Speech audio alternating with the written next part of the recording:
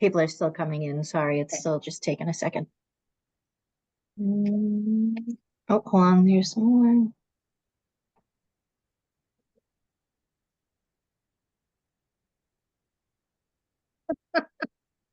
It's just taking a minute to get everybody in.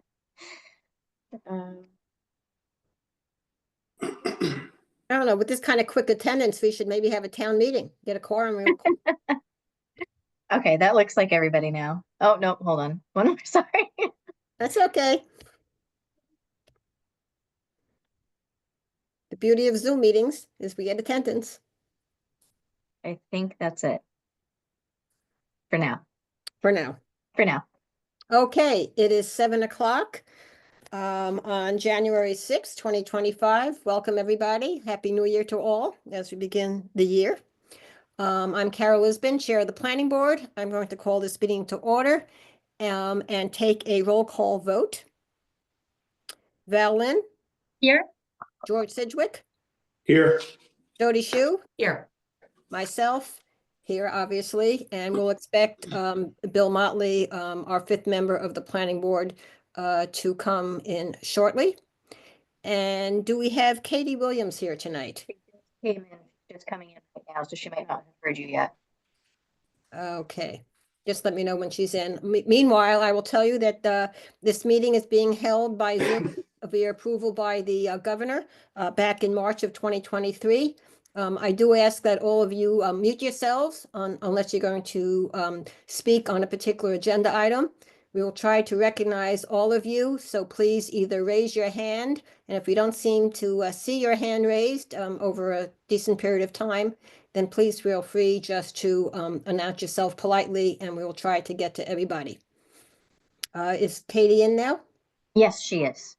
Okay, Katie Williams is the newest associate member of the planning board. We'd like to welcome her tonight to her first official meeting.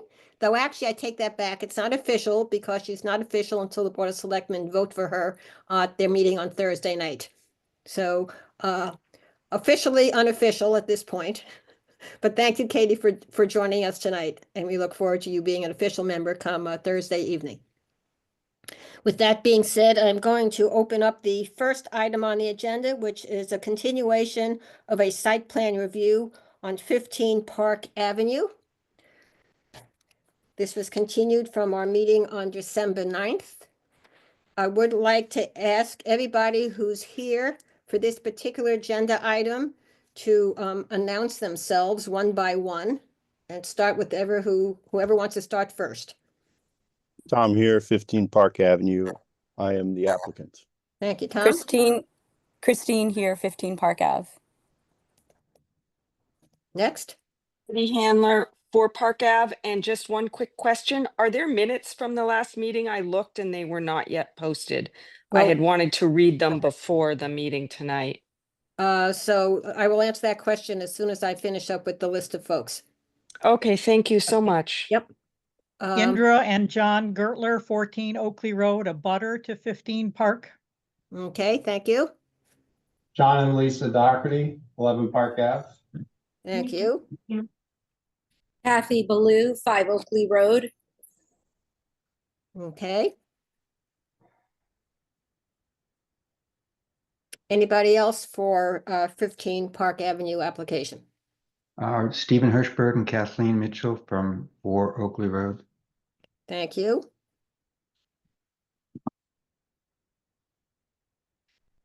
Anybody else?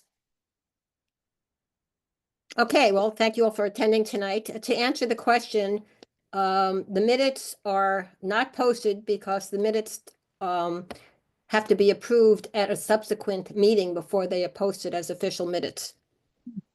So if we had minutes from the December 9th meeting, we would be voting on them later tonight. And then they would be posted on the town website after that by the town clerk. We do not have those minutes completed yet. We have 60 days by law to do them, so I expect that we will have the minutes for the next one. I will remind everybody that one of the advantages of Zoom meetings is that they are recorded, and you can in fact go through the town website to get to the YouTube folder for the town of Dover, and find all our planning board meetings there. So if you go to the Dover MA website and you go to the government section and look down on the right-hand column, it will, oh, I'm sorry, the community section, it will say stay in touch or something like that. You click on that and then you get down to our YouTube page. So for future reference, and if that's a problem, you can always check in with the planning board office and they can give you the direct link to the Zoom meeting that we've had and that you're interested in. So with that, let us go back to the specifics of the 15 Park Avenue preliminary site plan review. I would like to just make one statement before we begin, and I would like to read from Dover's bylaws, chapter 185-36.d.e. The planning board shall act on a preliminary site plan application within 30 days following the meeting at which the application is deemed complete. Failure of the planning board to act on a preliminary plan within 30 days shall be considered unconditional approval. So what that means is that we first deem whether we have a complete application, and we so deem that. It means that the hearers were considered enough of the neighborhood input to agree to an extension of the December 9th meeting to tonight. And that the planning board will need to make a decision tonight, or the hearers will have to agree to another extension. So with that being said, I would like to turn the meeting over to our town planner, Jasmine. Thank you very much. So does, let me just pull this up so that way everybody can see what I'm talking about. So we did receive some additional communication on this project this afternoon, and some additional letters from abutters addressing particular concerns on the project.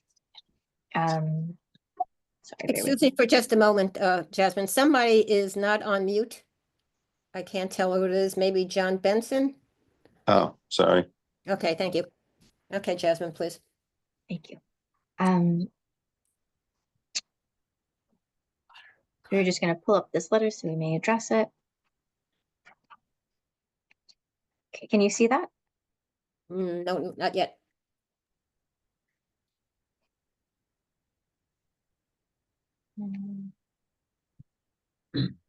About now? Yes. Yep. Okay. So you received this letter this afternoon about 15 Park Avenue. And we just wanted to address the concerns that were brought up in the letter. So this question of whether or not the use of the building falls under an accessory use or not would actually be the determination of the building inspector. It's not a determination that the planning board would make under site plan review. In addition to question number 2, does not comply with front yard setback requirements, as well as the sidelines and the setback from the side road. Those are also determinations that would be made by the building inspector. So after the planning board does the site plan review, the applicant goes to the building department, to the building inspector, who would then review this for compliance. And if they feel it was non-compliant, they would require the applicant to go to the zoning board of appeals to obtain a variance for these items if they felt that that was not meeting the setback requirements or the use requirements.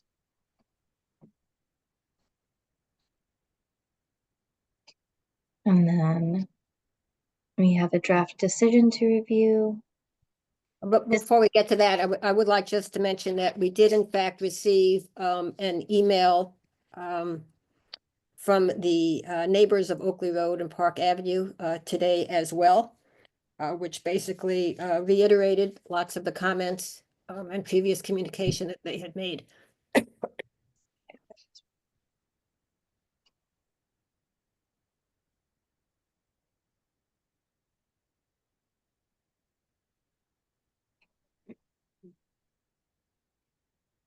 So just do you want me to go through this, Carol, or? I don't think so. I think we can get to most of it when we go through the site plan review, and there's really nothing new in this from what was said at the previous meeting.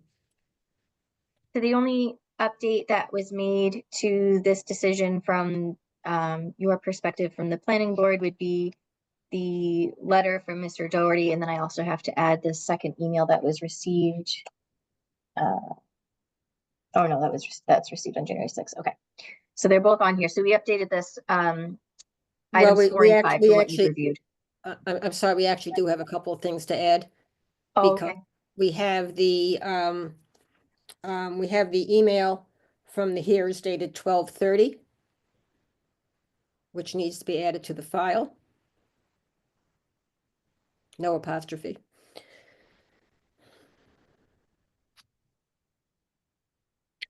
We have the letter, and then we have the email from the abutters. Okay, so that's 6. 1, 2, 3, 4, 5, 6. Should be 7 items, right? This is the email from 4, 5, 6, 7. So we have the John Doherty letter from January 6th. right. We have the email from the neighbors tonight, and we have Oh. 6 items. Yes, 6 items. Yeah, 6 items. Okay. Okay, I will note that it's important to include all these things in the decision so that should any of you as abutters and neighbors choose to pursue this issue with the building department or with the ZBA, that all these documents are official parts of our decision, and are the way the decisions work is once we make a decision tonight, this document with all the backup gets sent directly to the building inspector so that they will have all the information that we have relative to the review of the application. So you don't have to necessarily repeat yourself again. Okay, back to you, Jasmine. So just reviewing this, Mr. here proposes to install a 36 by 26 detached garage, 1.5 story garage on the southwest corner of the property. The purpose is to store vintage cars there, post and beam style construction. We reviewed the materials received to support the applications. Going through the findings, we do feel the application complies with the dimensional requirements for a garage. The existing driveway will be expanded to the left with crushed stone to access the garage. The parking on site is adequate and will be expanded with the addition of the garage. Based on the visual appearance, the proposed garage appears to be in kind with the existing property in the neighborhood. When we say reviewing this, we say it's unlikely the structure will have a detrimental impact on surrounding premises as it's consistent with the neighborhood and applies to all building code requirements. That does take into consideration the fact that under Section G, they do have to go for Chapter 159 stormwater review to address any runoff. The structure is designed consistent with the character of the neighboring structures. It will have impacts on open space and natural landscape and should be mitigated through stormwater Chapter 159. The proposed garage will have impacts on natural resources and open space, is also for that reason subject to Chapter 159. The site is at a 13.5% impervious coverage, and the additional 3.5% is designed to be recharged on site. The proposed structure does not impact town resources. It does require the relocation of the existing shed, and it will require review and approval by the building department, which would review all of the zoning requirements for this property. And then we've added, this is new to the planning board, but this was something we felt was important in the decisions to really capture the full concern that happened, because we may not address all of these as conditions, but we would at least like it addressed that it was discussed and this is what we're looking for, or this is how it was already addressed. So to address the abutters' concerns, there were discussions about a full-time commercial car and truck repair being there. It has been confirmed with the owner that there is no business proposed at 15 Park Avenue. Concerns were raised about additional noise. We do not have a noise ordinance. The site is subject to review of the Chapter 159 for the stormwater, groundwater. Any concerns regarding fire or fire safety should be directed to the fire department at the appropriate time. The number of structures and lot coverage was discussed. The site does currently meet lot coverage requirements. Sorry. But if it did not, any relief would be sought through the building department and the ZBA. The concerns that there aren't sufficient setback from Oakley Road, the zoning requirements have to go through the building inspector and the zoning board of appeals. The planning board cannot opine on any zoning concerns or issues, so this wouldn't impact the site plan approval in any way. If they do have to go to the ZBA for a variance, if it's not granted and they have to redesign the plan, they would come back for an amendment to the planning board. There were concerns about traffic. There's no obvious increase in traffic from this application. Traffic and road safety are under the purview of the Chief of Police and the Department of Public Works. Abutters had recommended the following conditions: no commercial business. The applicant has stated this is not a business, but they may have the opportunity to choose one if they so choose. Under accessory uses, and they are allowed to maintain one commercial vehicle on the lot as allowed under zoning bylaws. They had requested no maintenance work and repair of car trucks, including body work. That is something that is allowed at our residence. There's no means in our bylaw to restrict that type of work happening from your own personal garage. No excessive noise from car or truck work. We don't have a noise bylaw in Dover to be able to enforce any type of condition that says that. An implemented plan for pollution control and possible fire danger. Any additional runoff from the structure will be mitigated by Chapter 159, and fire department is who should be contacted in case there is any concern of fire danger from welding or whatever other projects happening at the site. So we do have some proposed conditions. They're generally the same as they are with most site plans prior to the issuance of a building permit. Any minor modifications may be approved by the chair. Future modifications can be approved by the planning board. The lighting on site must not spill over onto the adjoining property. This is subject to review by the Board of Health, subject to review by the building department, and subject to stormwater Chapter 159 by the DPW. Okay, thank you, Jasmine. I'm going to open it up first to planning board members for any questions or comments relative to the draft decision that Jasmine just went through. Jody? Yeah, Jasmine, if you wouldn't mind going back up just a little bit to the framework at E. I was just wanting to suggest a small edit to E. I think what we mean to say is that it's unlikely that the structure will have a detrimental impact because it's consistent with the neighborhood and all building code requirements apply, right? As opposed to the inverse. Just might make it a little more clear, because I think, you know, you've been saying it, building code requirements apply across the board here, and that's sort of. Mm-hmm. Thank you, You said Jody. you had two, Jody? What's that? Did you say you had two? Nope, that's it. Thank you. Okay. Do any other planning board members have any comments about the decision as drafted and amended by Jody? Okay, I'm going to open it up then for one last input from the neighbors and abutters. I appreciate you coming.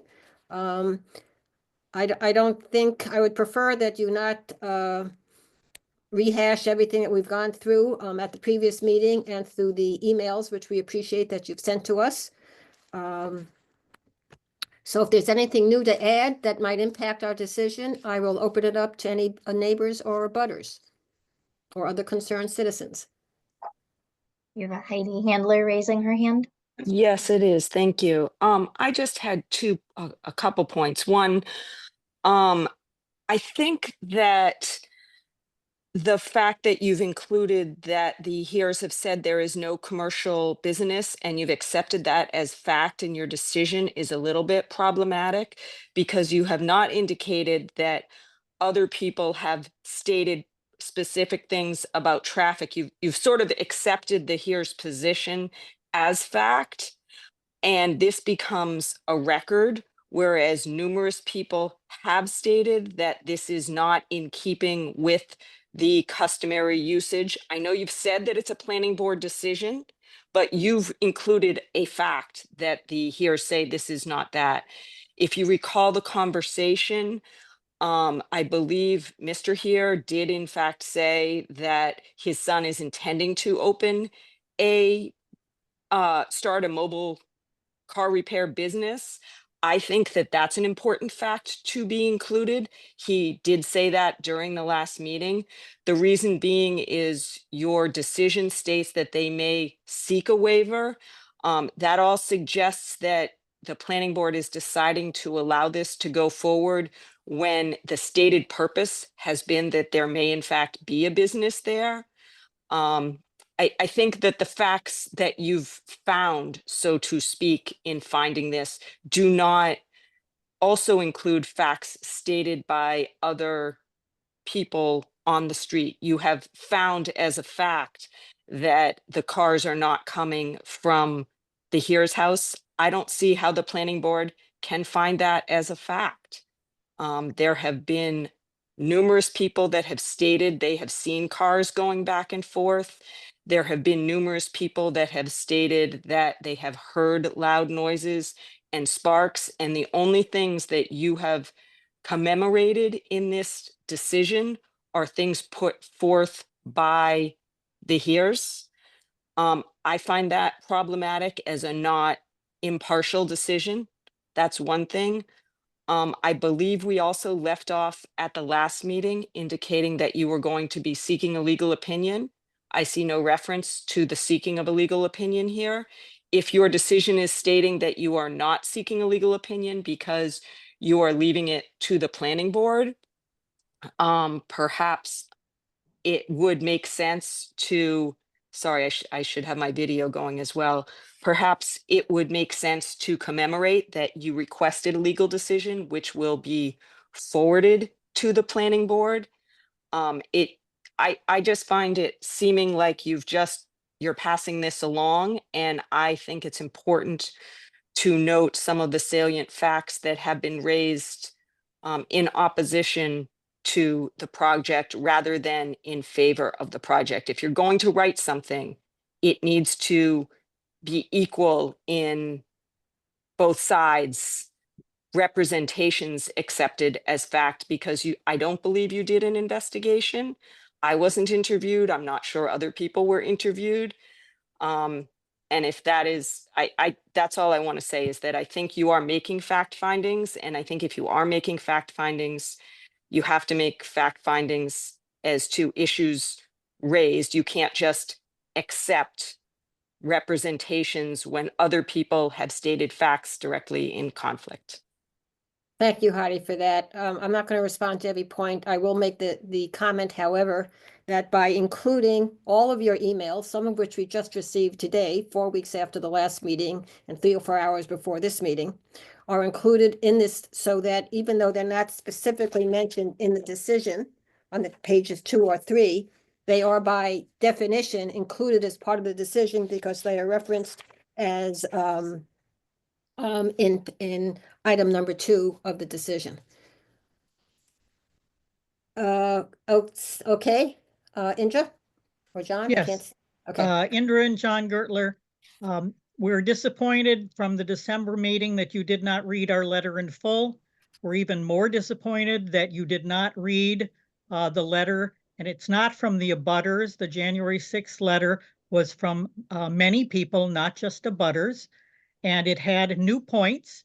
It was not a rehashing, as you said before. We find that very dismissive. And I'm appalled that you didn't read the full letter December 9th, and you didn't read the letter tonight. I assume you mean reading it out loud? Indra? Well, the letter, we- you're not seeing, the people in this group did not see the letter. There are people from 20 Haven Street that are worried about the impact of the change to 20 Haven Street. And I think that they have the right, they're here. They have the right to hear what many neighbors on both Oakley and Park have to say about this change, because we know that 15 Park Avenue is somewhat connected to 20 Haven Street. And I think the people that are here for 20 Haven Street have the right to know these letters in full. And it's not from the abutters, it's from many people in the neighborhood. Well, we will change that item then, please, from email from abutters to emails from abutters and neighbors dated January 6th. And with all due respect, 4 weeks after our meeting to receive this several hours before a meeting tonight is not particularly respectful to the planning board. So let us move on. I don't see that any of the discussions here tonight Although there might be general issues relevant to 20 Haven, we take each application as it stands and focus on it. So the discussion on 15 Park Avenue tonight is on 15 Park Avenue and not on 20 Haven Street. We'll get to that after this. Any other comments? Carol? Oh, wait a minute. There's one more abutter comment or neighbor to comment, Steve? Hello, this Yes. is Kathleen Mitchell. I'm at 4 Oakley Road. I appreciate everyone's interest here specific to this project. I have no interest in acrimony about someone building a garage. I am concerned about the noise. I am concerned about the traffic. I can tell the difference between a contractor's truck going up to 12 Oakley Road and a car going in for repair. I like things to be peaceful and quiet in our neighborhood, and I have no interest in blocking the Here's vision of building a garage. However, I would like to double back on a couple of points here. Mr. Motley brought up a point with respect to nuisance or noise or the environment or the neighborhood. I couldn't find it anywhere in the town bylaws, but it was, I'll use the word dismissed. It sounds disrespectful, but that's the only word that comes to mind. It was dismissed in the last meeting, and I would like to request that he could draw that up again and bring the point, because I feel that that's the salient point here. There's a giant nuisance factor that has transpired in our tiny little neighborhood, and I think everybody's a little bit irritated. And I think if the nuisance factor could be dismissed, the planning board could move on with their business of either saying yes or no to a garage that fits or doesn't fit within all of the bylaws, and everybody can go back to peaceful coexistence in our tiny little horseshoe. But that's what I feel is key here, and I would like Mr. Motley to bring that up again just for a few moments, if that would be, if I could ask for that oblige from the chair. Sure, of course. Bill, would you like to respond to that? Yeah, I think the concern that I had was that it really is if the bylaws provides some protection to the residents for things such as noise, and are the abutters provided some protection in that vein? And I think it was dismissed that there's really nothing that we have in our bylaws, if I understand correctly, the response that really provides that protection. Is that correct? Absolutely right. So we as a planning board are required to adhere to the specifics of our town bylaws and regulations.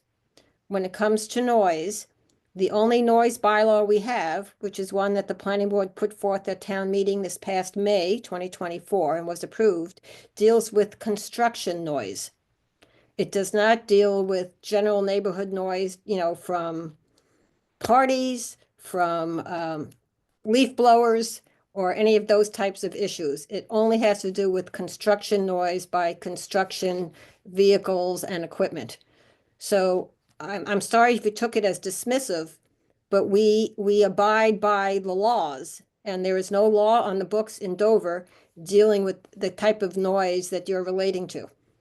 Actually, Carol, there is in the customary home usage definition, it has the words excessive noise. And that was why some of the neighbors felt that this is not a customary home usage at all, because it is excessive noise, and that is in the bylaws. Yes, in a general sense.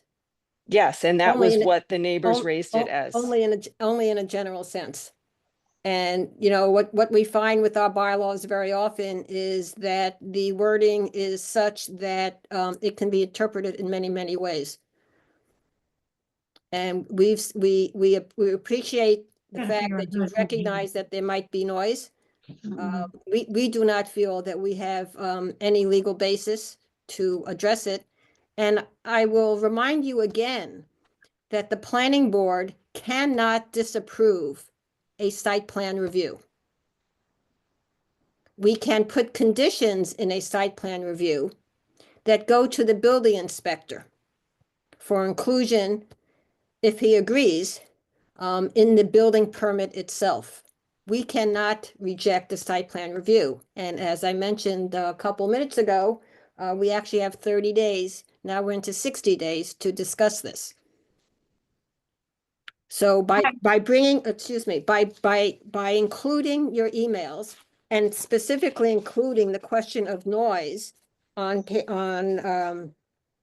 in section 4, we bring that up. If you feel that there is excessive noise at times, you can address it either directly with your neighbors. You can call the police to complain, or you can address it through our zoning enforcement officer, which is happens to be the building inspector as well. Do I have anything new coming up? Could I just add, I'm Kathy Ballou Oh, from, okay, yep. from 5 Oakley Road, and I agree with Kathleen. I have no interest in blocking the building of a garage on their property. There seems to be 2 issues that have been raised. One, noise. That's the very reason they want the garage, so that they can do whatever work they're going to do on a car, on their own personal cars in a garage. So that would eliminate the noise. And I know the traffic has been raised as an issue, but they're building a house on Oakley Road for the last 4 or 5 months with lots of contract vehicles coming up the street. So I don't think there's any way to attribute those to that project or to the HERS. So, you know, if we're going to talk about the facts of the cars, of who's a car, you can't, there has been no survey done of that. So I think that, you know, that has to be taken into consideration as well. You know, if as we mentioned at the last meeting, if there are issues with traffic and you're concerned that the street is no longer safe because of traffic, for whatever reason, could be a family that's got 3 teenage kids and they party all the time over there, then that's when you talk to the police and you talk to the DPW about various ways to mitigate the risk. Excuse me. Yeah, those are my only points. Thank you. Thank you. Anything else? In that case, Carol, excuse me for a second. Excuse me for just a moment. I need to get a drink.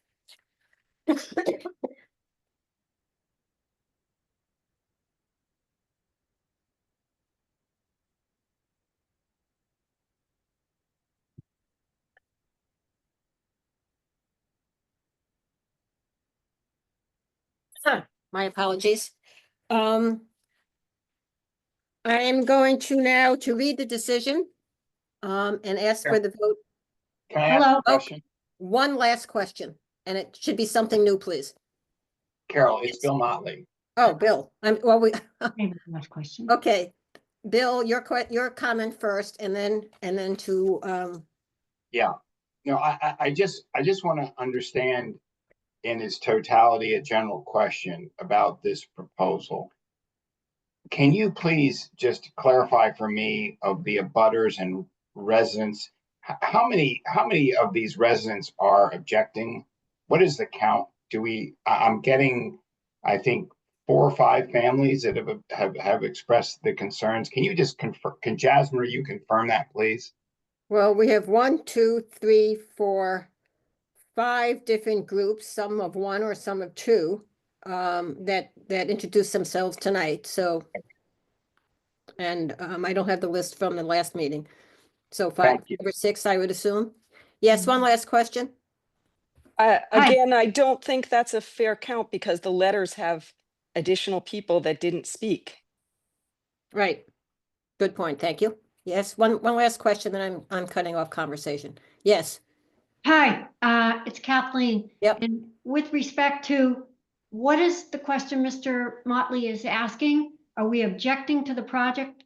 I think it's great if they want to build a garage to support their son's business. I think that's fabulous. I don't like hearing cars going zippity zippity and the potential future commercial business and the noise and the disruption and the fact that their immediate abutters really have to deal with all of this. And by the way, I can tell the difference between a contractor going to 12 Oakley Road and another car going elsewhere. So Okay, Mr. Motley, can you just kind of better clarify what you're asking? Because I think a lot of us are in kind of slightly different pages here.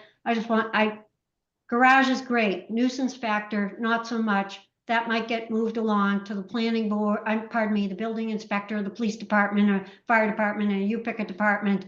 It's not under this purview. Trying to clarify what the question is. The simple question was, how many of the abutters and neighbors were objecting to this proposal? What was the quantity? Thank you.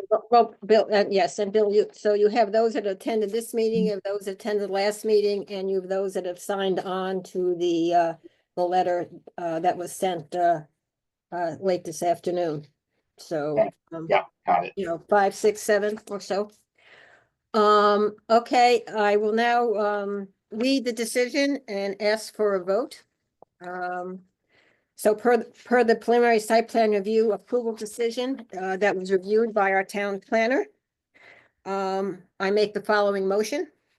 After considering the application and other materials submitted at its meeting of December 9, 2024, continued until January 6, 2025, the board approved the plans entitled Proposed Garage Plan 15 Park Avenue with the following conditions.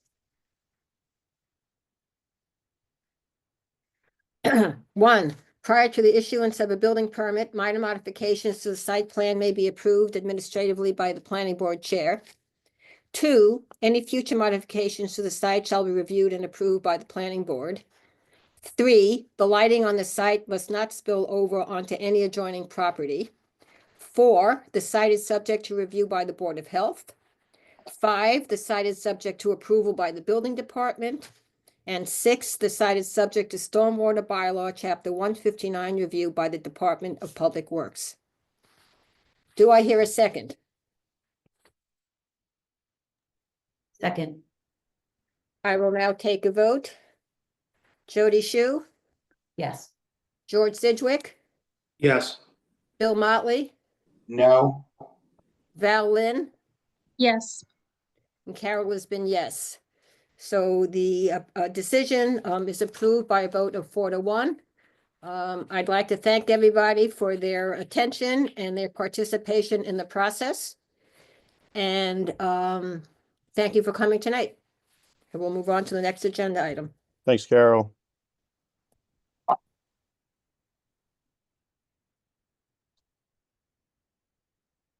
Okay, item 1B on tonight's agenda is 20 Haven Street. And who do we have here from 20 Haven Street? Somebody can start. Peter Highland is Steve? the applicant. Attorney Vin O'Brien representing Peter. Anybody else? Butter across the Justine? street, Justine Kent Uritam, 23 Haven Street. A butter, John Benson and Christine Benson at 24 Haven Street. Neighbor Brian O'Connor, 19 Brian Haven O'Connor. Street.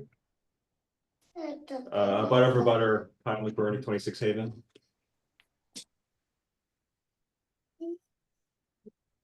I'm a neighbor, Danny Cook, 30 Okay. Haven. Somebody has some background noise? Maybe a little, whatever. Anybody else?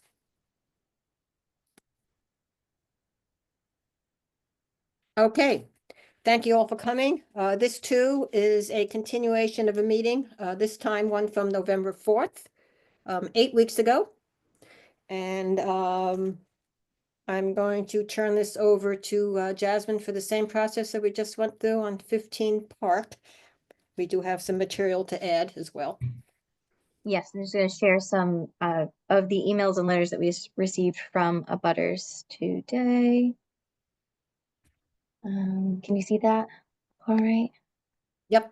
Okay. So we received this email at 6:50 this evening, so I would be surprised if most of the planning board members had an opportunity to read this. There are concerns about the excessive or contaminated surface or runoff due to the proposed construction that may adversely protect drinking water.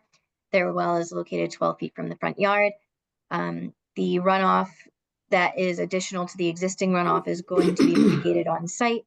All of the stormwater on site is going to be reviewed under Chapter 159 stormwater by the DPW and town engineer. And the site is subject to review by the Board of Health, who would comment on any qualities on drinking water.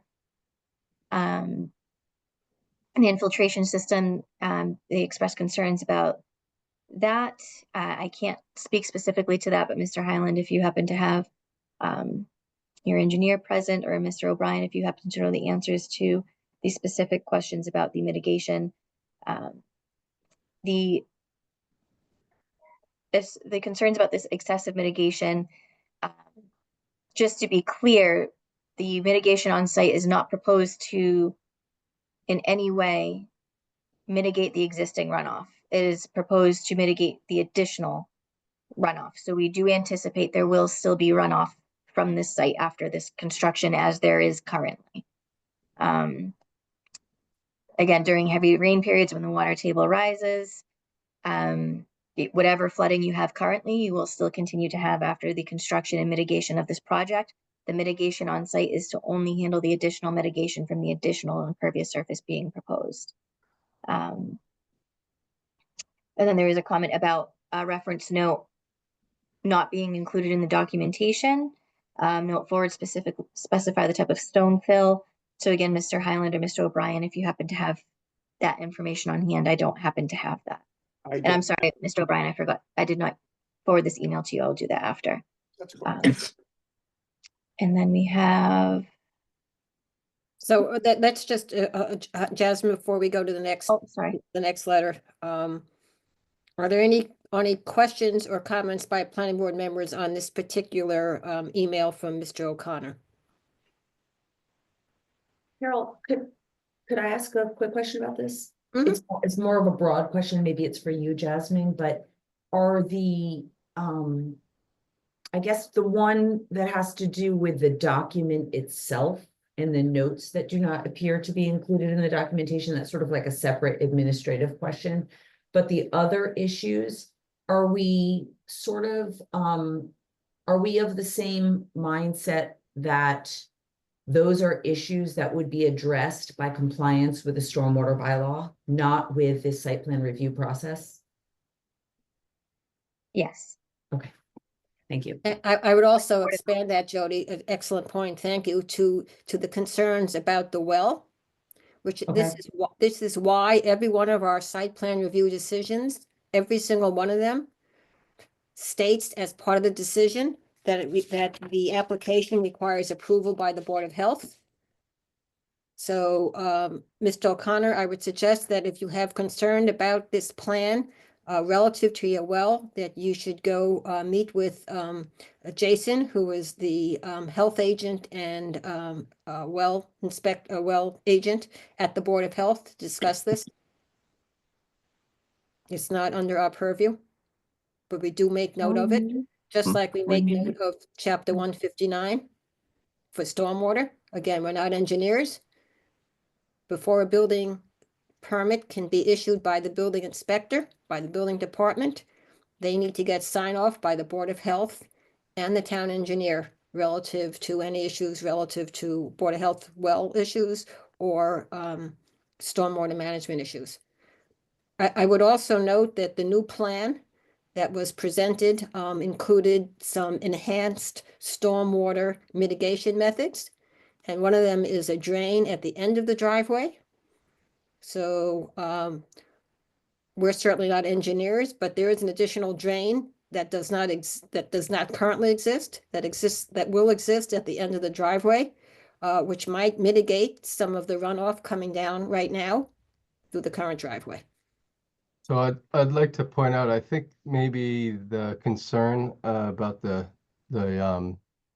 system's capacity, it wasn't related to the existing runoff. It was directly proportional to the replacement of pervious surfaces. And the comment was indicating that the calculations were based on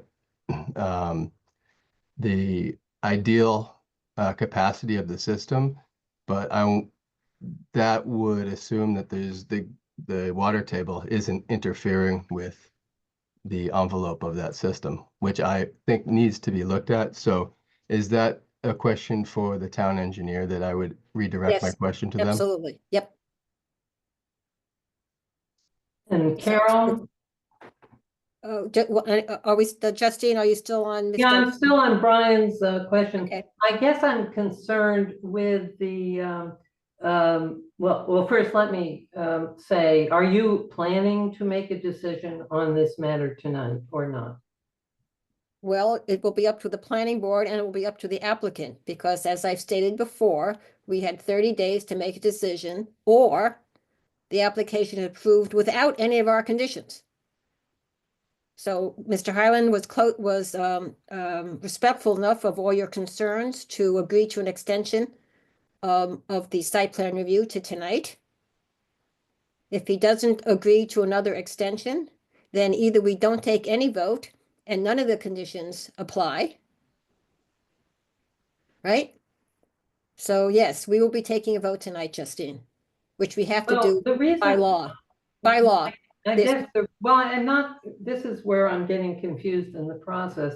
It seems to me that by making your decision contingent on other people's input, such as the Board of Health and the town engineer, the public in a way gets frozen out of the process, i.e. at the planning board level, then we are, it sounds like, having to make individual meetings with, as you have already said, Carol, the Board of Health, and then we have to go to individual meetings. Is that correct, with the town engineer? That is correct. That is the way the process works, because the planning board has no authority to speak for the Board of Health or the town engineer relative to Chapter 159. So if there are concerns about those issues, you need to go to the relevant board or commission that has the legal authority.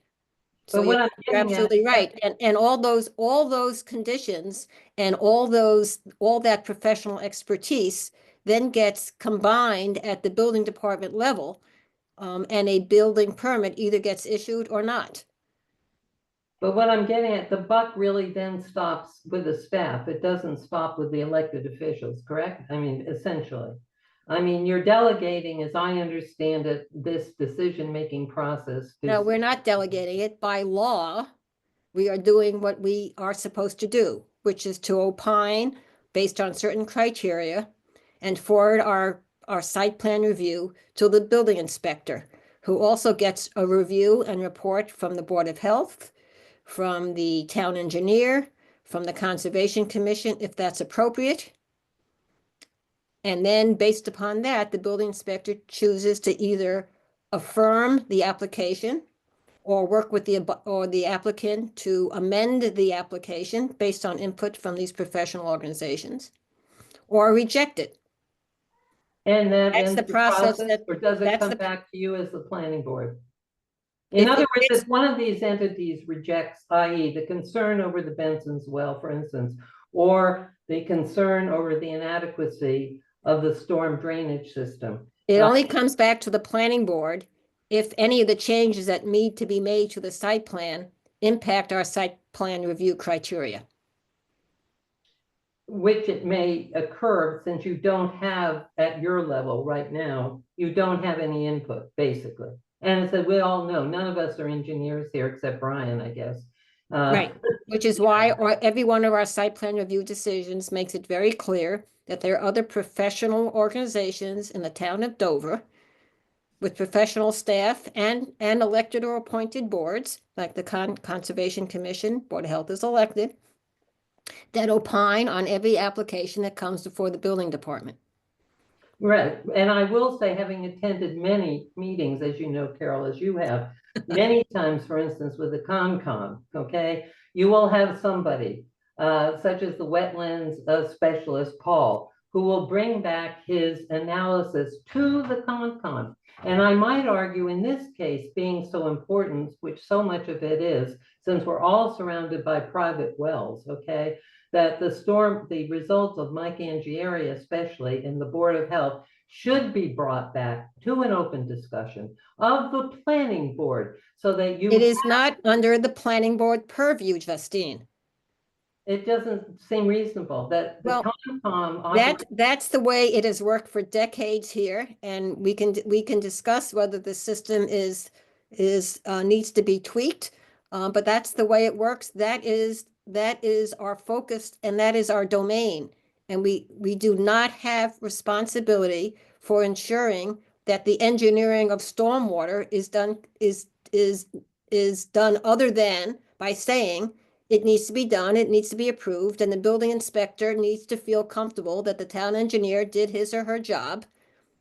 And the site plan reflects the mitigation that's required by law.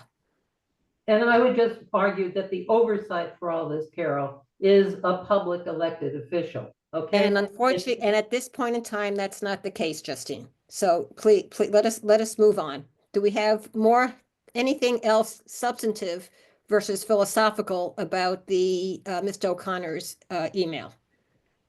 Okay, Justine, Jasmine, let's go on to the next document that we received. Okay, so Actually, this Carol, just Jasmine, Okay. are we going to be going through the newly revised submitted plans? we may. I think that would be really helpful to, at some point, whenever you're ready to do that. Yep, Absolutely. let's go through the communications. Okay. First. We received this email this afternoon at 3:58 p.m. from Justine, sharing pictures of existing runoff from the existing site. And we also received this letter of concern. So just a summary, Justine has reviewed the plan for the proposed garage at 20 Haven and has a few concerns addressing that.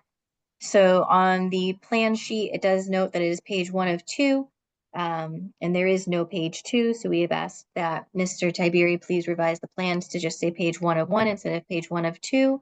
So that is complete for our records. According to,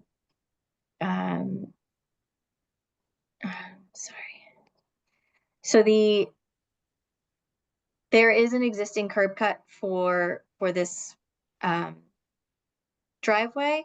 I'm not sure what the discrepancy might be, but there is an existing curb cut. They're not creating any new curb cut.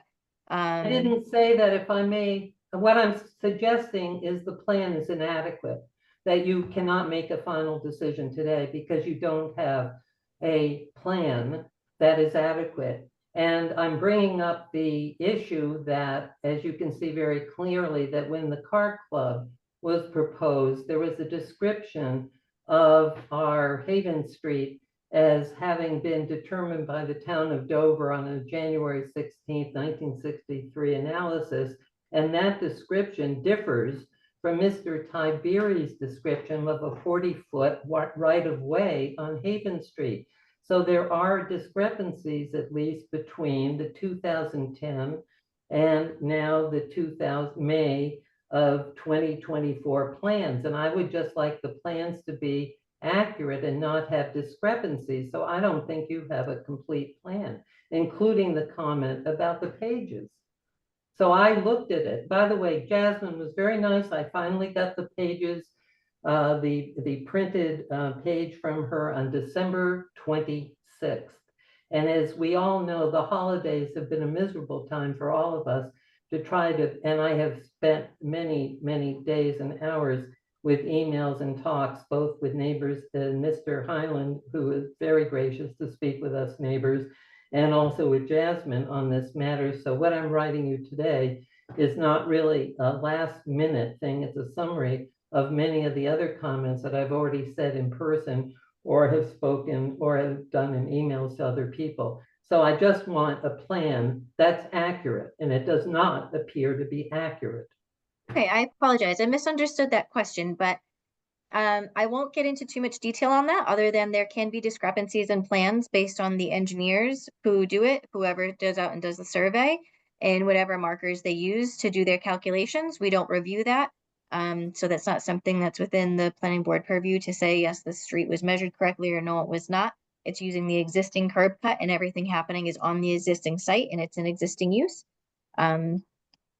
So in the past, 20 Haven Street was shown to be located in 3 zoning districts. The current plan seems to only show 2 zoning districts, with our district having been omitted.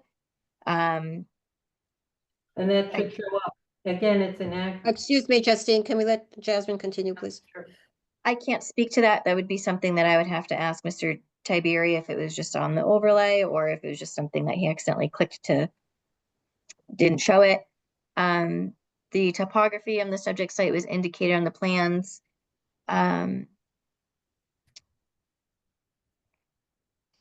The topography on the revised plan is shown on the site, up to the property lines from the rear of the site where the construction is proposed to the front of the site where the driveway entrance is. So that is shown on the proposed plans, on the revised plans, I'm sorry. There is already a gravel driveway there. The plans show that another driveway is proposed to be spun off from the current driveway. You're allowed to have your driveway extended. You're only allowed to have one curb cut, which they are continuing to use, just one single curb cut. And we don't have any requirements to require them to be gravel. I believe that was going to be paved the entirety, if I recall correctly from the plans. The stormwater management and erosion control is subject to review by Mike Angieri, our town engineer. It is within the groundwater protection district, so any impervious surface over 10% has to be mitigated on site. This is an allowed use within the groundwater district, having the garage. There are no, as with the previous application, we had asked the resident, are there any commercial activities on the proposed property? They had said no. They may have one commercial vehicle allowed on the property if somebody is working for a business outside of their home. Involvement with the Dover Board of Health, all of the site plans have to be reviewed by the Board of Health for compliance, and they will have their own review and their own meeting to review that. As far as the use, the Zoning Board of Appeals doesn't make determination of use. The zoning enforcement officer would. So as this is being presented to us as a garage and not a business, we are reviewing this as a use of a garage. If it ever does become a business, they have the right to apply for a business application at the building department, and they would review the criteria for a business at that time. So this is not something that would go to the ZBA at this time. The planning board does not have the authority to send something to the Zoning Board of Appeals. Only the building commissioner does. So if we see something that we feel does go to the ZBA, we would send it to the zoning enforcement officer, ask for his review, and he would make that determination. And as far as deferring the decision, we only have, as Carol stated, 30 days in site plan review to make a decision. If we fail to make a decision within the 30 days, it becomes what they call an unconstructive approval, unconditioned approval. So it's an approval without any conditions. It's a constructive approval. They're allowed to do it without us conditioning anything. The reason it was continued tonight is because Mr. Highland agreed to have the continuance. If he did not agree to a continuance this evening, we would either, as Carol said, have to take a vote as it is on the conditions or not vote, and it would be an unconditioned approval. Okay, thank you, Jasmine. Could you go on to the final email from Mr. McBurney? Give me just a moment.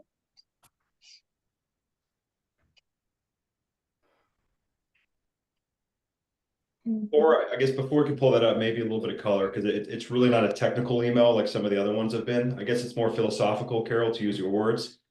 And Peter, you've been very gracious through this. You know, we're certainly a little bit gun shy around here, just, you know, from the whole car club fight.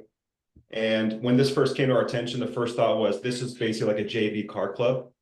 So I think what I'd love to know, and I think I represent kind of a younger contingent of the neighborhood, because this is a very young part of Dover. It's a very dense and very young area of Dover. You probably have 20 or 30 elementary school aged or younger kids in a very, very tight radius.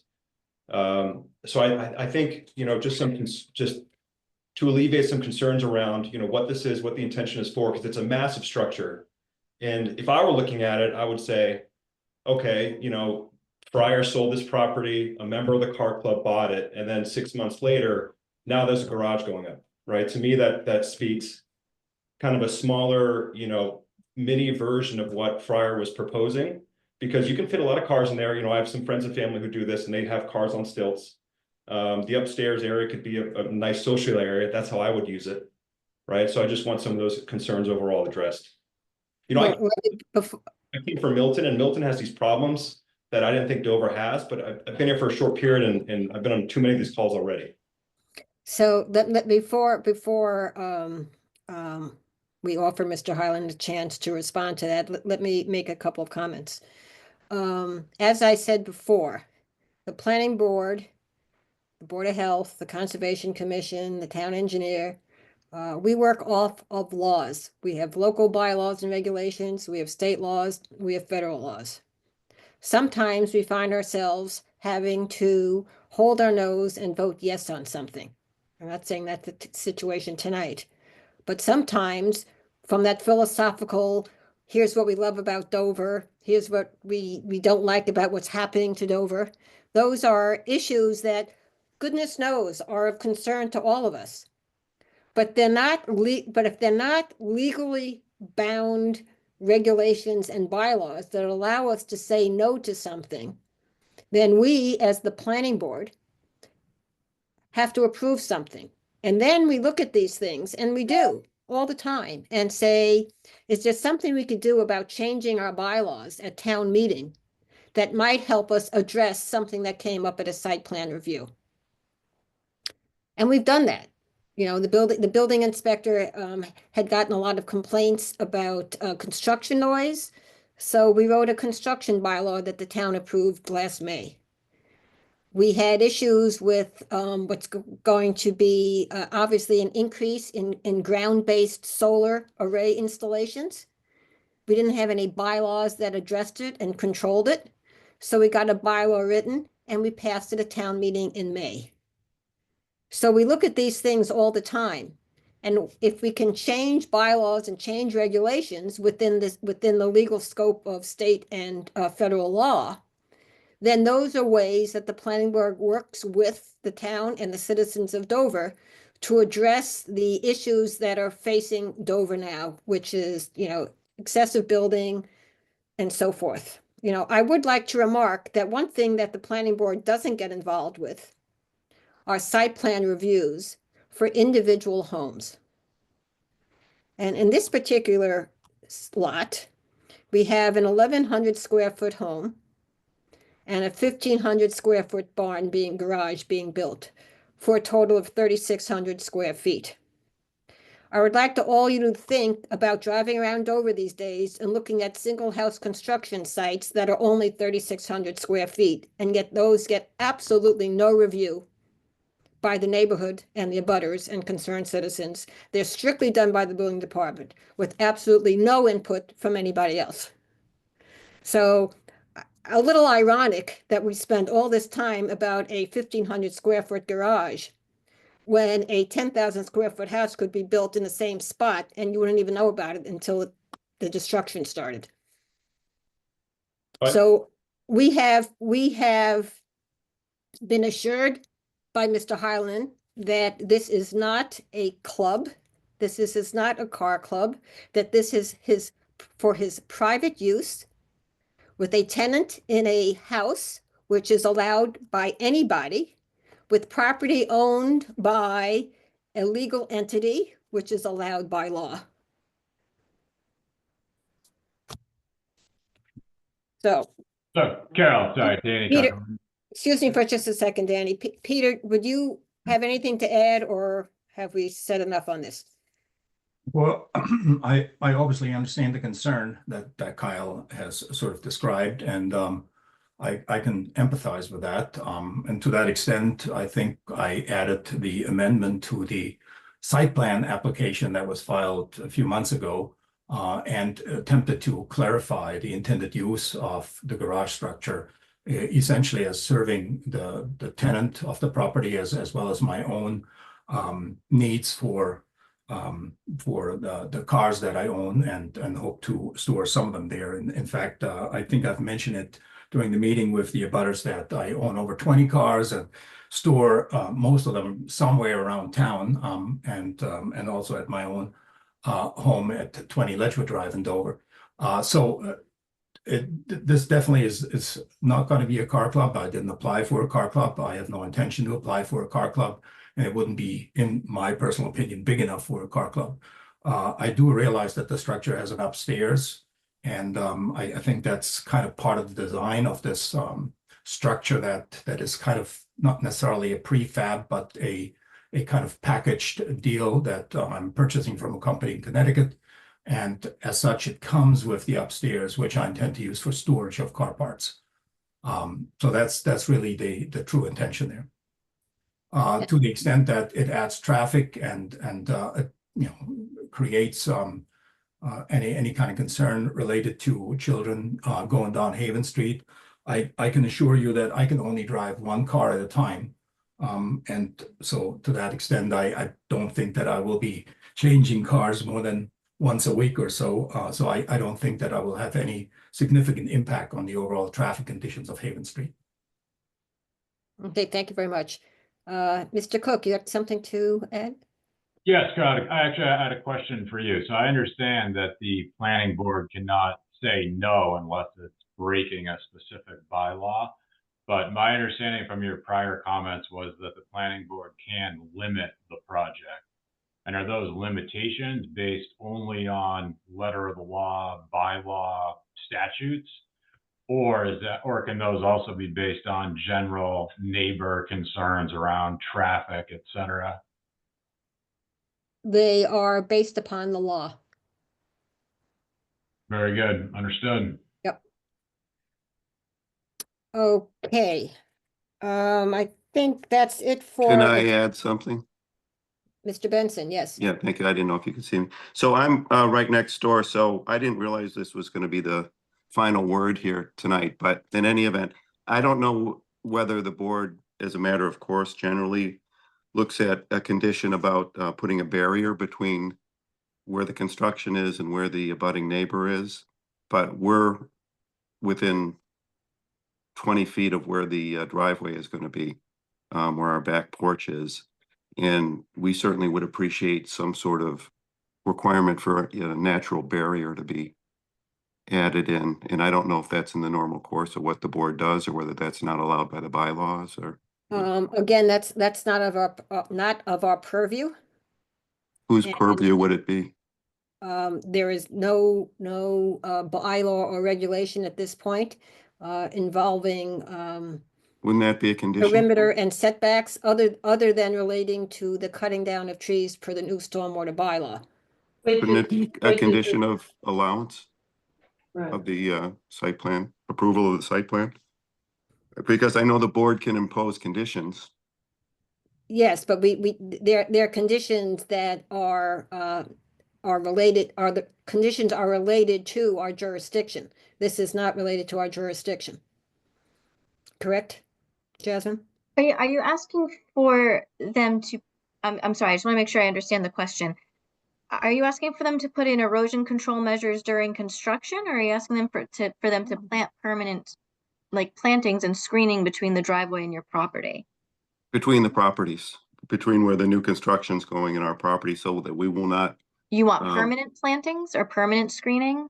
Yes.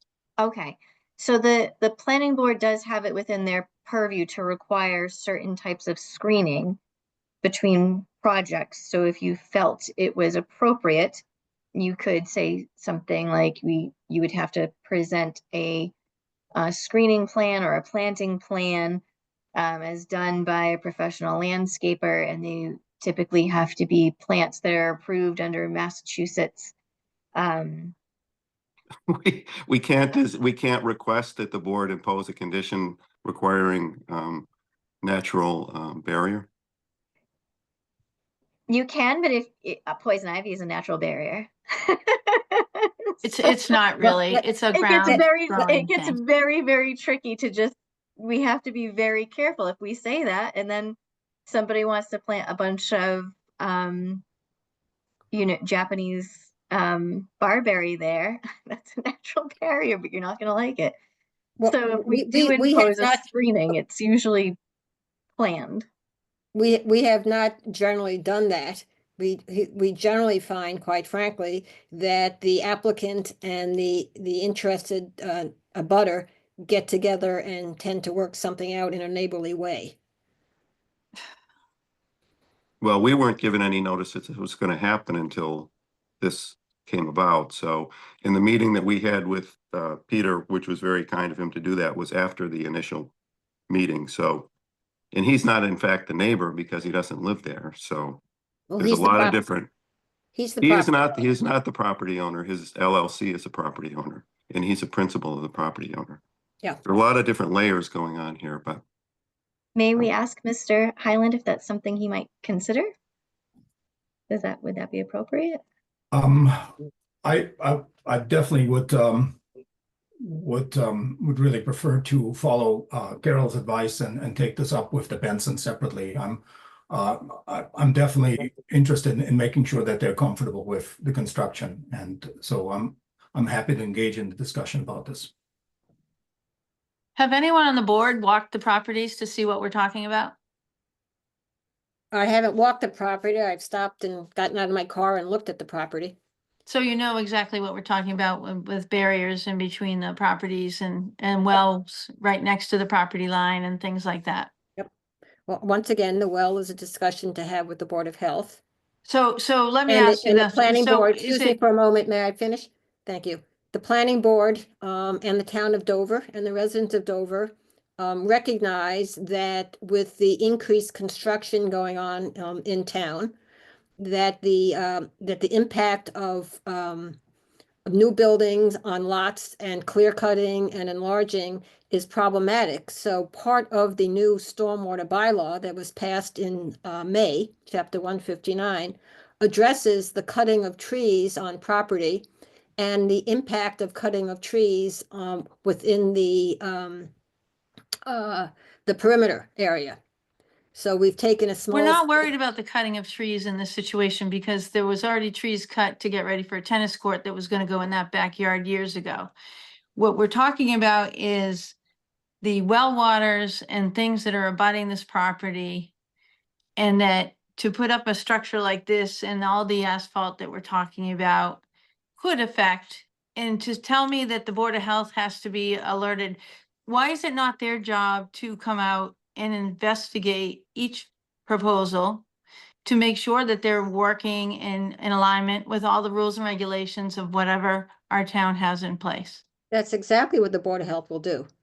So, but they haven't done it yet because you keep on saying you have to vote tonight because of time, but yet we've talked about 8 or 12 weeks already and nothing's been done yet. We are the planning board. You have not discussed this at all with the Board of Health. So I is do it not my even- job to discuss this with the the Board of Health, or is it just the general nature of a proposal for building?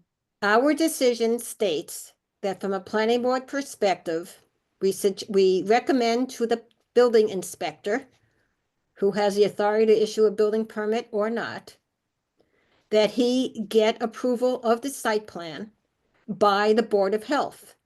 He will, at some point in the process of reviewing this application, go to the Board of Health. The Board of Health will then discuss this and make their recommendation to the building inspector. The beauty of having this as a site plan review for a garage versus Mr. Highline going to build a 4,000 square foot home on it, which you would not know about, is that you have the opportunity to mention to the building inspector and or Jason in the Board of Health department that you are concerned and you would like to have this reviewed. Otherwise, it would with not you- be reviewed? With you present. I cannot speak for that process. Okay, thank you. Carol, can we look at the changes, if any? Yeah, we're on the going to get slide? to the site plan in just a minute. Do we have any other comments by planning board members or the public on the 3 new communications that we received today, I just have, 8 weeks after our first meeting?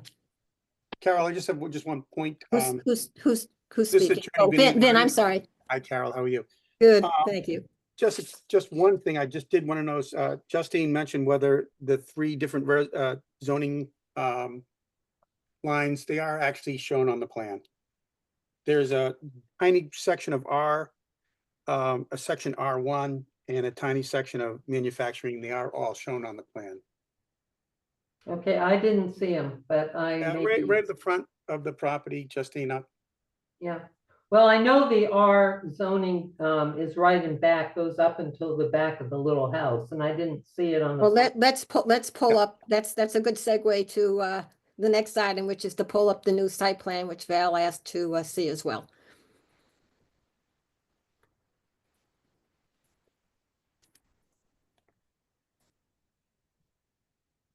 Okay, Val, do you have some questions about this? I would like either the applicant or Mr. O'Brien to just walk us through what the changes are on this plan, please. There were a couple of different things that we did after the last meeting.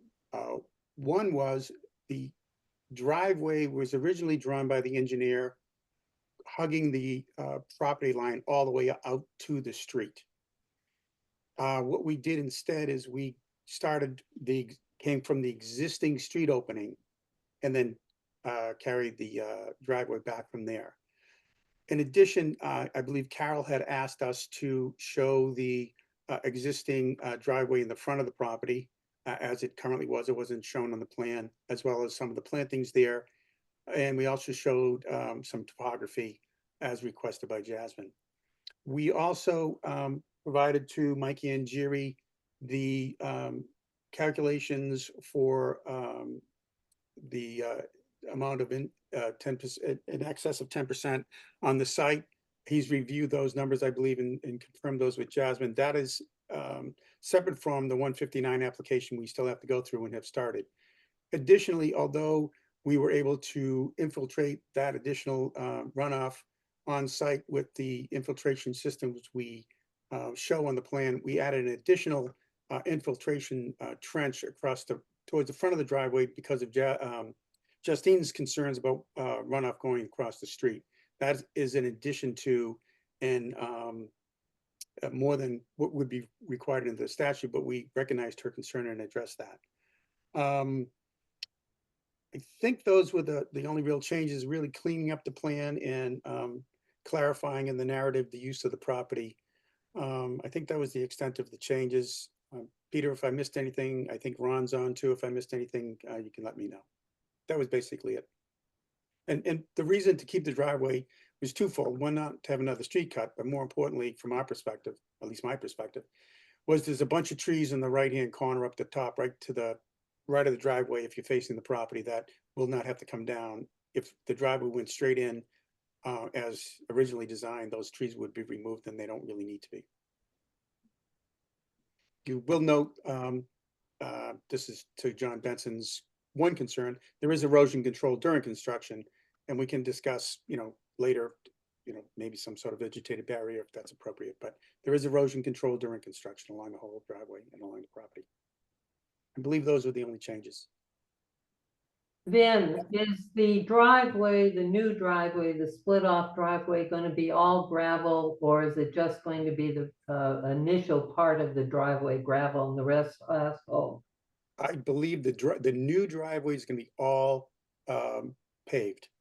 And that's why how we exceeded the 10%, which required us to recharge on site. So would you be willing to have it be all gravel? Would Mr. Highland be willing to have it be all gravel so as to enhance the possibility that stuff will not be running off from as you know, the back of the property is higher than the front of the property, and that's one of the concerns. In addition to, thank you for all the drainage stuff that you're doing. But if you had more gravel in the driveway as opposed to asphalt, and if you were to shrink the driveway from 14 feet to 10 feet, that would help enormously. Well, that's something that would be considered. If we had all gravel, we wouldn't have to recharge anything because we wouldn't exceed the 10%. It's only because of the pavement that we're required to recharge. And we believe we exceeded those. One of the benefits, and in fact, I know, Justine, you've been in a million of Conservation Commission meetings. In the past, they always wanted gravel drives. In the last 10 to 15 years, they preferred paved drives where they can, because with a paved drive, you can actually calculate the runoff and you can calculate how to recharge it. Additionally, drives have a tendency to spread and become out of control, whereas a paved driveway, it's much easier to maintain and identify the actual runoff amount. So this is how we designed it, and it's not willy-nilly. We designed it this way on purpose so that we could maintain it. Under the regulations, we designed the runoff based upon primarily the pavement. Without the pavement, we would not have needed to do any recharge. And specifically based upon your concern, we added that additional drain up front to recharge to prevent any additional runoff going onto the street. And that's what we did to address your concern specifically. Thank you, Vin. Val, do you have any more questions about the site plan? Yeah, just a couple. So did you say, Mr. O'Brien, that you have met with Mr. Angieri and he gave you a high level of confidence that, no? I have not met with Mike, but my understanding is that he reported back to the planning board or to Jasmine. Jasmine, you can let me know. I've heard this through Peter, who has met with Jasmine a few times, that Mike was comfortable with our calculations. Mike had he had just given a verbal okay, but he had come into the office one day. I grabbed him really quickly while he was in the office. He looked at this, said it looked great. I'd asked him for an email, just confirming. I think he just got, I don't want to say carried away or forgot, but I think he just got busy. I never got an email, but Mike did say, yes, this should be sufficient for the proposed impervious surface on the site. And Walter will not be issuing a building permit until he has verification from town engineer that this does meet chapter 159. Yes, he has not. We did not talk about chapter 159 at all. He was only specifically speaking about the infiltration from the impervious surface. Yep. Okay, perfect. I believe there was also an easement, Mr. O'Brien. Are you able to point out where the easement was and like that was? Jasmine, if you move the plan towards the back of the property, I don't know, right in that area where the arrow is, there was an easement. We've got that released. Okay. And just for clarity, the easement was granted to Jonathan Fryer. He has released it. And I know one of the abutters thought that Jonathan Fryer owned this property. This property was owned by Paul Sullivan, good friend of Jonathan's. Joe Sullivan, we know him as. So the easement in that back corner has been terminated. I will email a copy of the termination recording information to Jasmine tomorrow if that's helpful. Okay, great, thank you. Benny, who owned it? Does Joe still own that back property or he used to own it? Joe owned the whole property that he sold to Peter. Right, but he doesn't own any portion now still, does he? No. No, but there was somebody thought that Jonathan owned this property. He didn't. Okay. Any He did other- initially, but Years Okay, and well, years, right. fine, thank you. Any further questions from planning board members? Carol, I know that this is outside the purview of the planning board, but I am curious, where is the Benson's well exactly, and how close is it to the property line? I believe it's up here somewhere, but I think they said it's 12 feet from the property line. yeah, so where the I can't do the pointer obviously, but where the deck is at the back of the existing home. Right. If you go basically across the driveway a little bit toward the back, maybe about 15 feet. So it's right about, see, our driveway sort of hugs where the new driveway is, so they're right next to each other. And it's about, I'd say it's about 20 feet from the back of the deck, maybe 30 feet. No, it's less than that. Yeah. Any other questions from the planning board members? And is there a horizontal image or a three-dimensional image of the barn again? I can just take a look at. I know it's been a while since we saw that. Do you have that available? I do. Give me just one moment, Bill.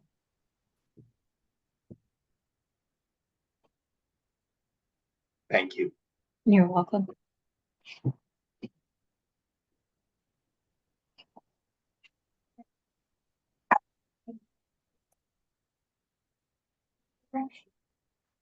Okay. I don't think this, if I'm recalling correctly, this isn't exact. This is just a general size. It may differ a little bit from the exact construction, if I'm remembering correctly, Mr. O'Brien. That is correct. And in fact, it would be the those doors would be facing the back of the property towards DPW garage. The architectural plan's a little more clear and a little different than this, but this is the general design and quality of construction. Representational. So the thought is that the vehicles would be on the ground floor, and this second level, which you referred to as storage, would be for storage of vehicle parts, but not further vehicles, correct? No, yeah, you can't access the second floor For vehicles. And I think it should be noted too, there'll be no water or any sort of facilities or bathrooms in this property too, which would prohibit use for any other purpose other than cars and storage. Any other questions from the planning board? Is the narrative that we received a new narrative? I don't have the old one in front of me, so. Because I know that there was some concern with the narrative versus the description when we were in our meeting. And I didn't. So there's a narrative in the on the Google Drive that was sent out. You want to pull that up?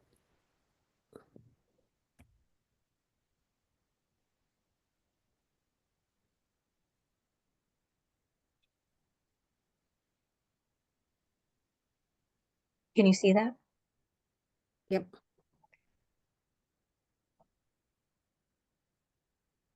Give everybody a chance to take a quick look at it. And so the resident who is living in the home will be utilizing at least one of the bays in the garage, is that correct? One, possibly two.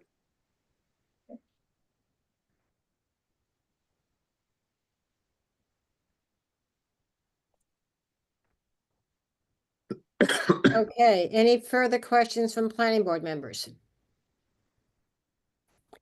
In that case, Jasmine, if you'll go through the decision quickly. Absolutely. But thoroughly.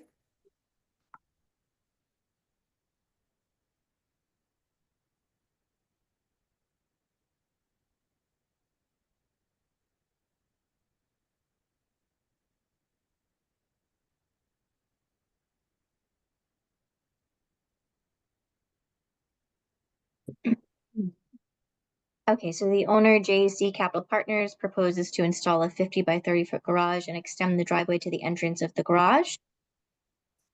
The application, other materials submitted to the board. Again, this was updated from when the board received it because we did include the email and letter dated today from Justine, and I do have to add on. We have the email dated today from Mr. McBurney.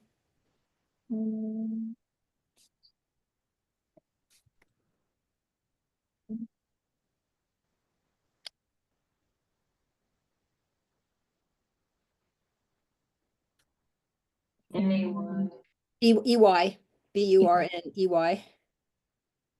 And then we have the email dated today from Mr. O'Connor.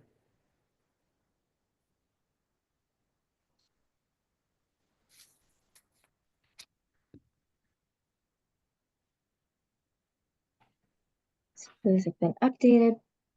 So the findings, the application does comply with the dimensional requirements for a garage. The existing driveway will not be disturbed by the proposed work. The garage will not be a traffic generating use that will impact vehicular, bicycle, or pedestrian safety on the site.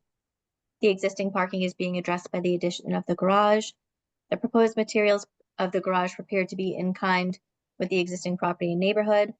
It's unlikely the structure will have a detrimental impact on surrounding premises as it's consistent with the neighborhood and applies to, Jody, you had said building. And all building code requirements apply. And all building code requirements apply. Thank you. I'll make sure to do that on the going forward, but that does much better wording. Thank you, Jasmine. It just makes, it's just such a tiny thing, but it changes the whole meaning of it. The structure is designed consistent with the character of the neighboring structures. This construction will have impact on open space and natural landscape and should be mitigated through Chapter 159 stormwater by the review by the Department of Public Works. The garage will have impact on natural resources and open space. So again, it's subject to Chapter 159. The proposed structure does not impact town resources. It will not interrupt the harmony of the existing buildings, and it will require review and application by the building department. Important items of discussion, again, like the last application, we had added from conversations from the abutters. Does the access and utility easement located on the property serve any purpose? The existing easement will be extinguished, which we did receive proof of that this afternoon. I don't know if anybody had a chance to review that. Is there any racking or lift intended? This would be an allowed use if desired. The properties across the street from the proposed project are concerned with runoff. The existing runoff will remain, but any additional runoff from the construction will be mitigated on site under a Chapter 159 stormwater review. The conservation land abutting the rear of the property is not in the jurisdiction of this project, so they are not required to go through conservation approval. And the percent of the impervious surface on site, anything above 10% is being mitigated on site. This will be reviewed and verified by the building department. The number of cars able to fit in the garage. There's no legal limit to the number of cars allowed in the type of garage or the type of work if it's for a home use, not an occupation. The intended use of the garage as a private or commercial car facility. The applicant has stated this is for private use and not for commercial use. And so we do have general proposed conditions prior to the issuance. Jasmine, I will go through those as a motion. Oh, okay, perfect. Time. Do you have any questions from the planning board on any aspects of the decision as Jasmine has described and read so far? Okay, and that Actually, Carol, I do, I would like us to briefly discuss the comment that the Bensons had about some sort of buffer between this property and theirs, since this new driveway is so close to the property line. I think it is a reasonable ask, and I always hesitate to assume that things will get worked out. I think it's best to have something in here, if not requiring it, strongly encouraging it. I would second that. Okay, so perhaps under section 4, which is important items of discussion. Is that a good spot for your request, Val? Sure. So maybe something like a butter has expressed desire for landscaping, for a landscaping buffer? Is that good? Yes. Not poison ivy or any of that other kind of growth that you mentioned. So what if we So say that's H, and then our comment is that the applicant and the Bensons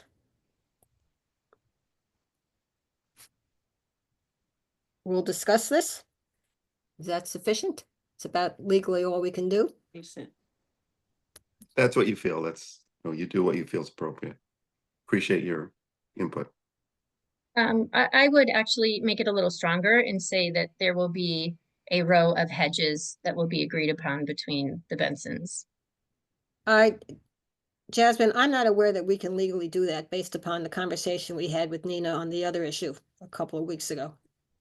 I would be very careful about specifying what you're putting for screening, especially, you say a row of hedges, but not all hedges are meant to be grown here in this location, which is why I said usually it would go to like a landscape architect with an approved planting plan, because they know it would survive there in those conditions and that soil with that sun. And runoff. And runoff. And usually there's like a maintenance plan for 2 years or something. So I wouldn't, we can discuss it at a future time on how best ways we can address this, but off the cuff, I would really be hesitant to give anything too specific as far as screening goes at this time, other than that it will be discussed. I mean, we could say you can plant a row of arborvitae there, but that might not be what everybody wants or what's best for the area. So it's really difficult. I think in the past, haven't we done the conditions where we just mentioned that the two parties are to have discussions and will come to an agreement on their own? Yes. And we will, since this is, again, as development pressure comes before us, as we've seen in both applications tonight, the impact on neighborhoods and on abutters is increasing. So we will add the issue of what we can legally require in a site plan review to our discussion with town council on Thursday. But for us, that means. What does that do for us? What does that mean for tonight? To be Right, I continued? think Can we put when a you look at the continuance review- on it?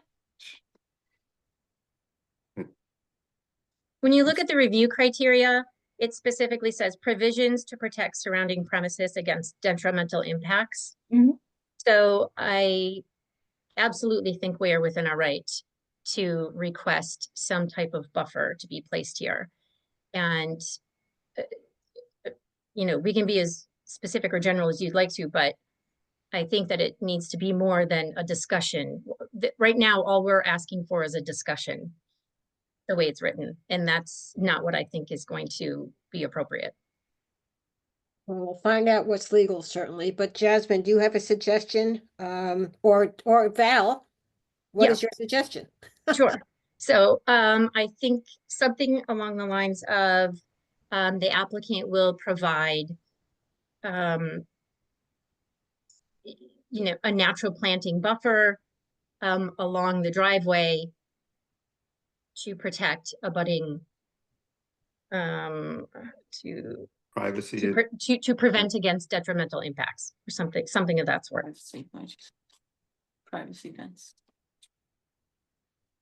Jasmine, do you want to put that in? My only comment would be, I think the area they're concerned about is the area right at their house. Yes, it is. Yeah, I don't think it'd be reasonable to have a vegetated barrier the entire length of the driveway.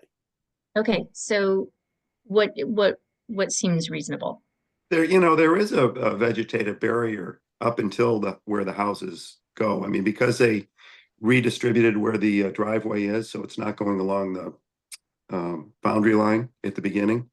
That's fine. It's just where the houses come together. They're only about 40 feet apart. They're not even. And so and then it goes back out again. So we can. And Peter, I know you had mentioned something too. I don't mean to put you on the spot, but I know when we had met, you had mentioned something about that too.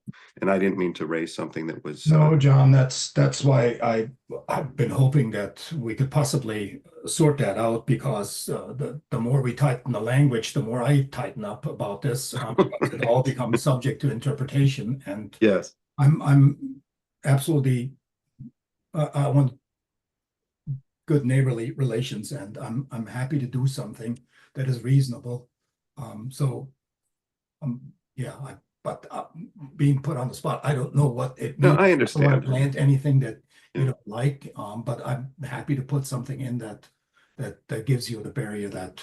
Yeah. I mean, we already have hemlocks that we've started with Joe, right? We planted those. No, can we, I'm sorry, I don't want to get into the detailed discussion right now. We've already gone But Ms. right over the Lisbon, limit on this. So let's can I come up just- with some wording that we agree with. Right, but I This is- ask administratively that the board recognize that we're in a situation where we're not neighbors. The applicant does not live next door to us.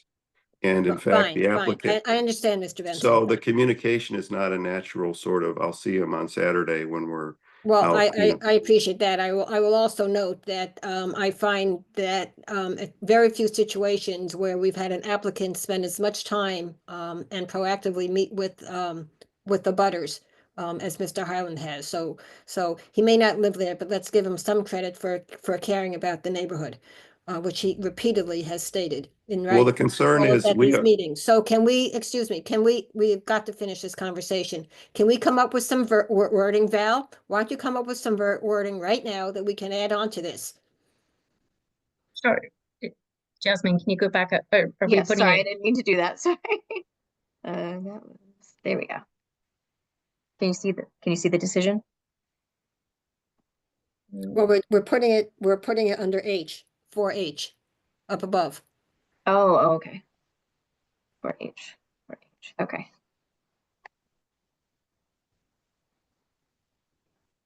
So Val, what do you Yes, suggest? so the applicant will provide is 20 feet of hedge enough natural plantings to provide a 20-foot long buffer? Is that 10 feet? Can I ask the question? Yeah. Val? I don't understand how we are in the business of a planning board of why not 30? Why not 50? Why not 10? I don't understand that. What gives us I mean, I'm all for a buffer. I'm not opposed to the buffer. I don't think anybody would be, but why 20? Like, it feels to me like we're kind of making it up here. Why don't we just say the applicant will provide a natural vegetated buffer in an area agreed to by the applicant and Yeah. Benson's? Yeah, I think that feels more comfortable than us coming up with an arbitrary number. Okay, sure. And I'm really sorry. Is this a period where we can discuss any kind of like noise restrictions, or is this the committee for that, or is that elsewhere? We do not have a noise bylaw, so no. And given the use of the property is defined by the Just construction. by Mr. Highland. He's referring to construction, Carol, and we do have a construction. We have a construction bylaw. Yeah, because there are 4 kids very close under the age of 3. Which is why we passed a construction noise bylaw last year at town meeting. You can find it on the town code on the Dover website. It allows you to complain to the police or to the building department, and it gives specific hours it can be done. So Carol, if I may, we do have noise issues in town. It's often related to construction, which you've Is done. it related, right, Justine? Is the conversation that you're going to have right now related to this particular? Yes, it is. That you're saying there are no noise bylaws. Well, when dogs bark at night, you call the police. So Kyle has a legitimate question. What do we do if indeed Peter, I'm not saying you're going to be working on the cars all night, but if indeed there are, noises emanating from the garage. Do we call the police? What would you do if Mr. McBurney was having a party at his house, Justine? I would call the police, Kyle. Oh, there you go. Then call the police. There you go. Well, then you're saying that is our default position. Exactly. So well, we should have a noise. I am now going, thank you. I am now going to read the decision through a motion. After considering the application and other materials submitted at its meeting of November 4th, 2024, continued until January 6th, 2025, the board approved the plans entitled Proposed Garage Plan 20 Haven Street with the following conditions. 1, prior to the issuance of a building permit, modifications to the site plan may be approved administratively by the planning board chair. 2, any future modifications to the site shall be reviewed and approved by the planning board. 3, the lighting on the site must not spill over onto any adjoining property. 4, the site is subject to review by the Board of Health. 5, the site is subject to approval by the building department. And 6, the site is subject to stormwater bylaw chapter 159 review by the Department of Public Works. Do I hear a second? Second. All in favor? I'll take a roll call vote. Jody? Yes. George? Yes. Val? Yes. Bill? No. Carol, yes. Okay, this passes 4-1. Thank you very much, everyone. Thank you for your patience, everyone. Thank you.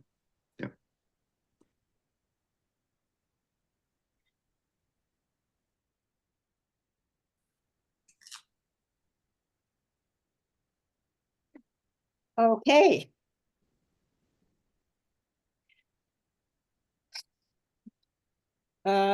Site plan review 2 Dedham Street. So who do we have here tonight for 2 Dedham Street? I see Kevin McCabe. Good evening, and I have with me Jesse and Tyler from Wesson and Sampson. So I will pass the baton over to them. Are there any other before? Well, not yet, Kevin. Thank you. Are there any abutters, neighbors, or other interested citizens? Yes, Nicole Safarian and Fred Sears from Meeting House Hill. We're also here representing the Meeting House Hill Association, which manages the 4.5 acres of conservation restriction / wetlands that abut the town yard. Okay, thank you, Nicole. Anybody else? I'd like to say this was nobody was notified about this particular meeting. So I think folks, I know you had it up on your agenda, but I did not receive a notice that this was even being moved. So you know, I don't know the proper protocol, but I think it would be helpful if there are folks here from Haven Street, but if folks were properly notified about the moving of the gas tanks. I only stumbled upon it because I was in a past meeting. So I don't really know what's happening. So it'd be helpful to hear why it's moving and what's going on here. Like I said, this is all something I've heard as hearsay because I was in another meeting where it was mentioned. Sure. My apologies if we did not do a notification. I think I'm in a butter, but I have no idea because I didn't get a note. I just heard from Nicole, but I think I'm in a butter as 26 Haven because I touched part of it touched the DPW lot. Mm. So you only would have been notified at the first hearing. Once a hearing is continued, you're never notified again. So you get notified one time for the initial hearing, and then once it's continued, that's it. You will never get notified again via mailing. So we were never notified that there was an initial hearing. I don't think anyone was I don't know when is this the first hearing? This is no. So we were not. Nicole, you've been to you were at the other hearing. But that was not, I was on that for another reason. I was on that call, not because of the town, not because of the tanks. I was shocked I was like, what? So we were not notified that there was an initial hearing that abutters about the gas tank.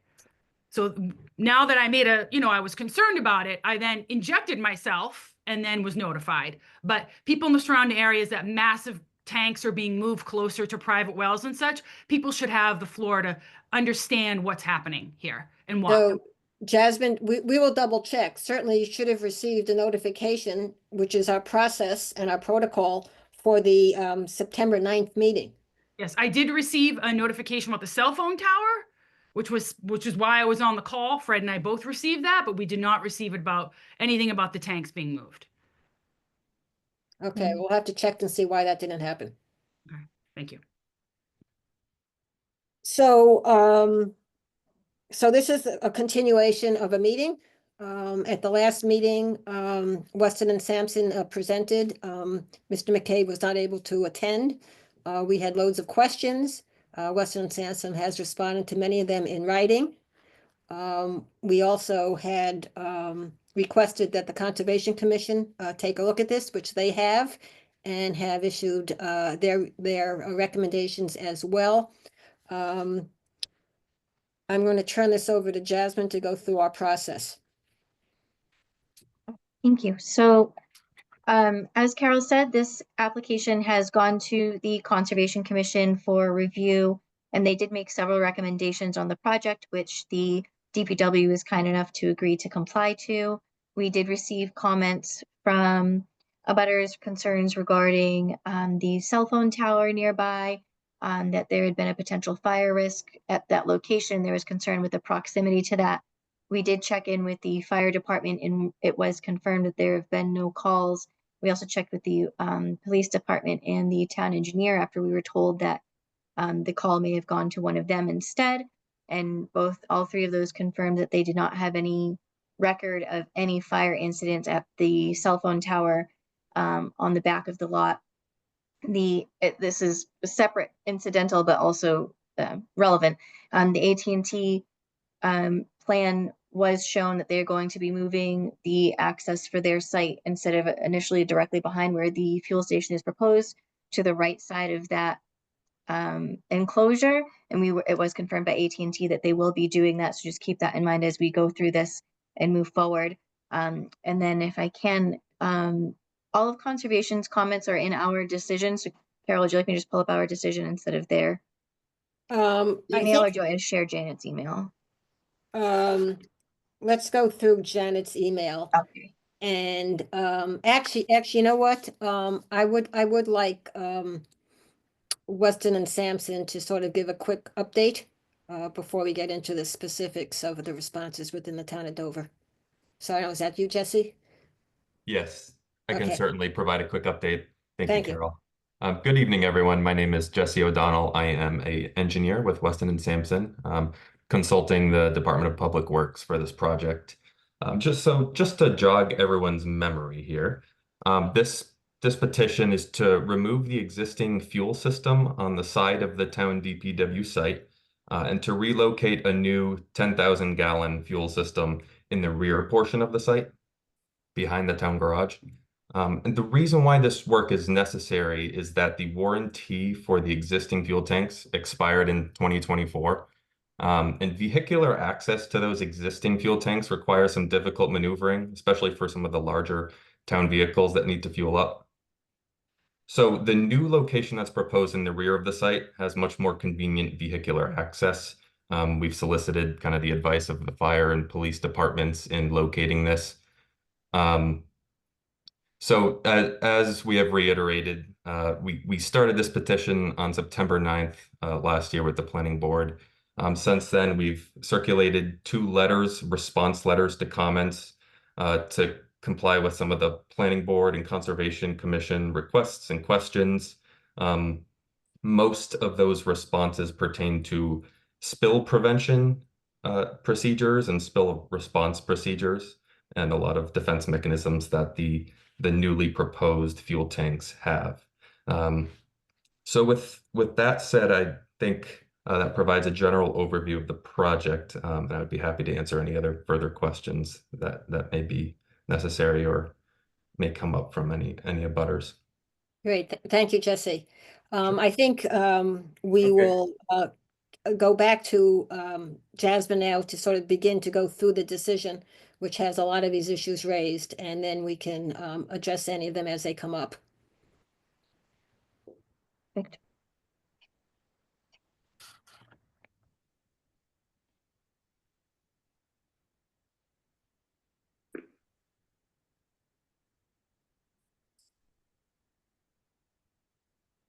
Okay, so just to recap, this is the installation of a new fueling system located in the rear of the parcel, inclusive of the following components. One 9,990 gallon double wall steel split tank containing gasoline and diesel fuel with a single side fueling configuration, fueling canopy with storm drainage and integral lighting, concrete fueling pad with bollard protection, one gasoline diesel dispenser and fuel management system, diesel exhaust fluid tote with heated enclosure and dispenser reel, other miscellaneous components to support the fuel island as detailed in the attached, removal of the existing fuel system located proximate to the front of the entrance of the town building. The new fuel system will allow for the removal of the Convault fuel tanks, even though we do not have the warranty. Usually they're about a 20-year warranty, so the warranty on this one would be set to expire in 2024. The proposed location for the new fuel island was selected to promote more efficient fueling operations. The position of the existing fuel system requires vehicles to back in before fueling and makes the delivery of fuel challenging. Additional improvements enabled the new fuel system to include a proposed canopy with under canopy motion sensor lighting. It'd be classified as a fleet vehicle motor fuel dispensing facility. Therefore, fire suppression for the fuel island is not required by Massachusetts code. The proposed modifications are outside of the 100-foot buffer zone due to nearby isolation to the nearby isolated wetlands. Even though that is the case, they did go before conservation. We do have recommendations from them.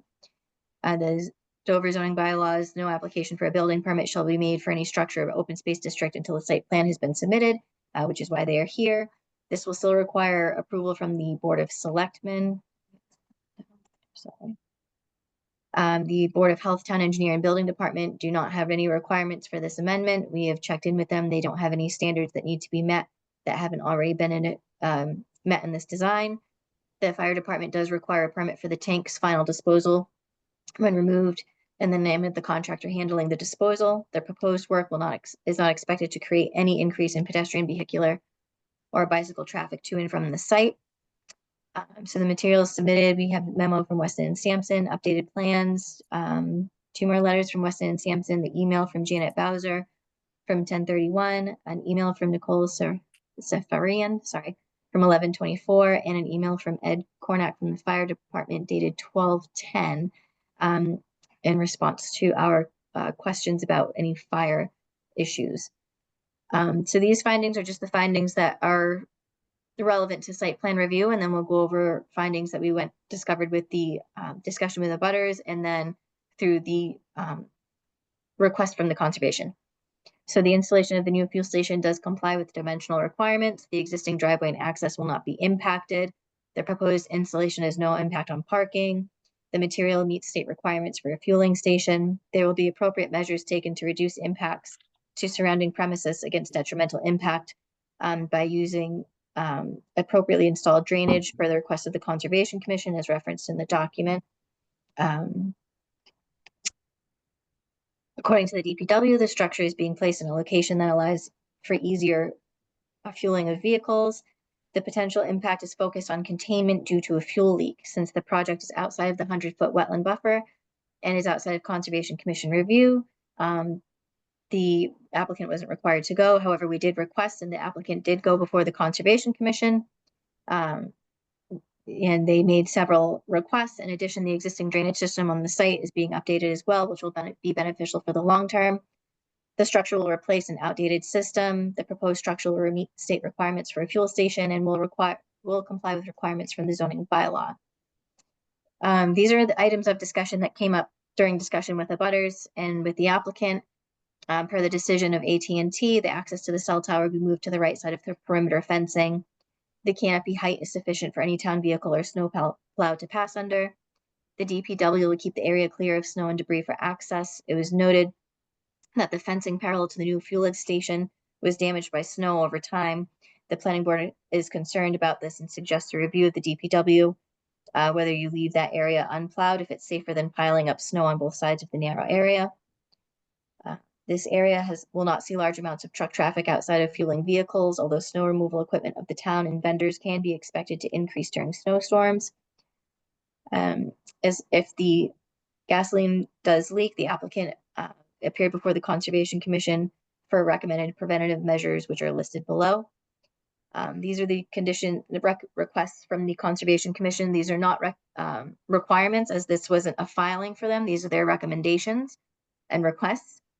They request that any spill prevention features outlined in Weston and Sampson's memo from 10/22, that all electronic leak monitoring systems and overflow prevention systems will alert a DPW employee who will be on call on a 24/7 basis to respond to any detected fuel release, and will be included in writing in the DPW spill prevention control and countermeasures plan for this project, and a copy of the plan be submitted to the Conservation Commission once it's completed.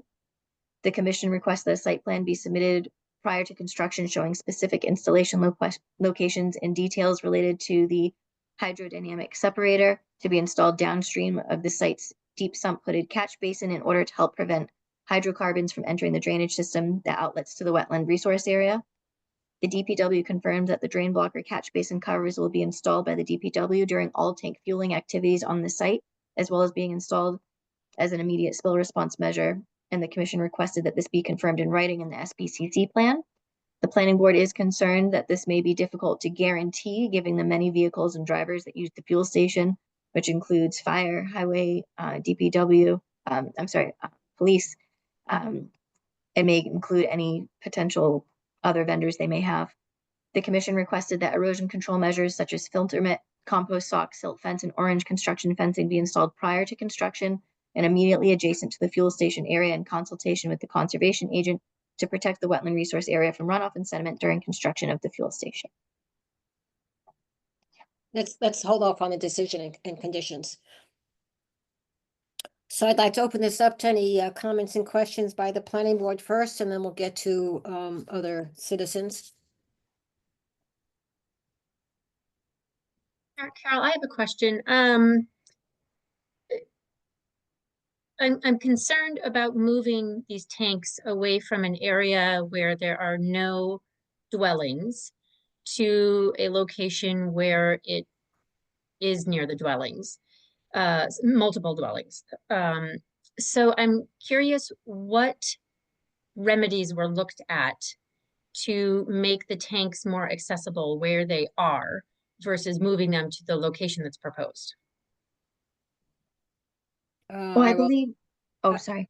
I would rather have Kevin or Jesse answer that. Sure. So we looked at our entire site 2 years ago when we did the feasibility, engaged with police and fire at that point. The current tanks now actually sit in a 20-foot AT&T setback easement. So pretty much the ideal situation for us would be along our parking lot. But with that 20-foot setback along the side, pretty much where the existing ones are farther down adjacent to our building. Either way, the AT&T setback is virtually in the middle of that parking lot, which would basically prohibit that access either way. Then that leads us to the back. The back, we are going to be constructing, starting in April, a new adequately sized underground drainage conveyance system, a Coltex system to infiltrate the stormwater. So that really limits our access for the fuel island there. The original fuel island, it should be mentioned, was in front of our salt shed, and it was an underground storage tank next to the outfall and wetland structures of the Meeting House Hill Association, which I believe, whatever that was, 94 was the original construction for the new one. So sometime prior to that, and I believe there was leaking of those, which again were underground. So it really leaves us at the spot that we have been proposing, or back to the front of the DPW facility, which is, it's not public. However, every single individual here, I'm sure, is parked in that parking lot and use it to pick up a coffee at Dunkin' Donuts. So that really would prohibit the limited spots that we allow the public to use and park there. So that's with all of those variables, that's how we ended up at the decision to put it in the back. So Kevin, where it currently exists has been there since 1994, is that right? That's correct. Okay. And the concern is that you feel it's not as accessible as you would like it to be to the trucks, is that? No, the orientation, well, the main premise is to put it back in the same spot. It is in the existing AT&T easement. So I don't know what that would even look like to try to put it in there. The second point is operationally. We'll be constructing this fuel island. It'll be a couple months construction. So then DPW, police, and fire lose access to a fueling facility. So that was the other kind of main reason to construct one, so that it's fully operable. Our online computer system for all the chips that are used by parks, cemetery, DPW, police, and fire, that all of those kinks are worked out before we redline and decommission the tanks in the front of the site. But as far as operationally, yeah, it's not conducive. Any of our vehicles are six-wheelers, fires, engines, ladder truck, and even the fueling facilities have to back into it, which kind of just opens you kind of up to a viable reason. You know, again, that's not the main premise of this project, is to be proactive. These tanks are 30 years old. There's a reason why the warranty on these facilities is only 30 years. So we're trying to take a much needed proactive approach before we are in a much more conservation situation. Yeah, Kevin, I guess I was Kevin, just wondering, oh, sorry, go ahead, Carol. I was just going to say, Kevin, that I don't think the issue is whether it needs to be done, given the warranty. That's your decision and the capital budget and town meeting decision. The real issue is why move something that's, to Val's point, away from houses, not near wetlands, and move it to a place that is closer to residential property, close to wetlands, which you know, just because it was outside the 100-foot buffer didn't mean common sense would have said that it should have been discussed with Concom regardless before it came to planning board. That being said, I'm glad that Conservation Commission got involved in this. So that's really the question. In other words, have there been accidents with trucks having to back in to get to the access over the last, since 1994? That I don't know, seeing I wasn't in Dover in 1994. So further discussions, Val? Do you have some more? Yeah, I mean, I think he kind of explained it. I guess I was just wondering why you couldn't install new tanks closer to where they currently exist, but maybe find a way to make them more accessible in their location where they are. Just, I worry about the risk it puts on residents by moving it over to behind the DPW building.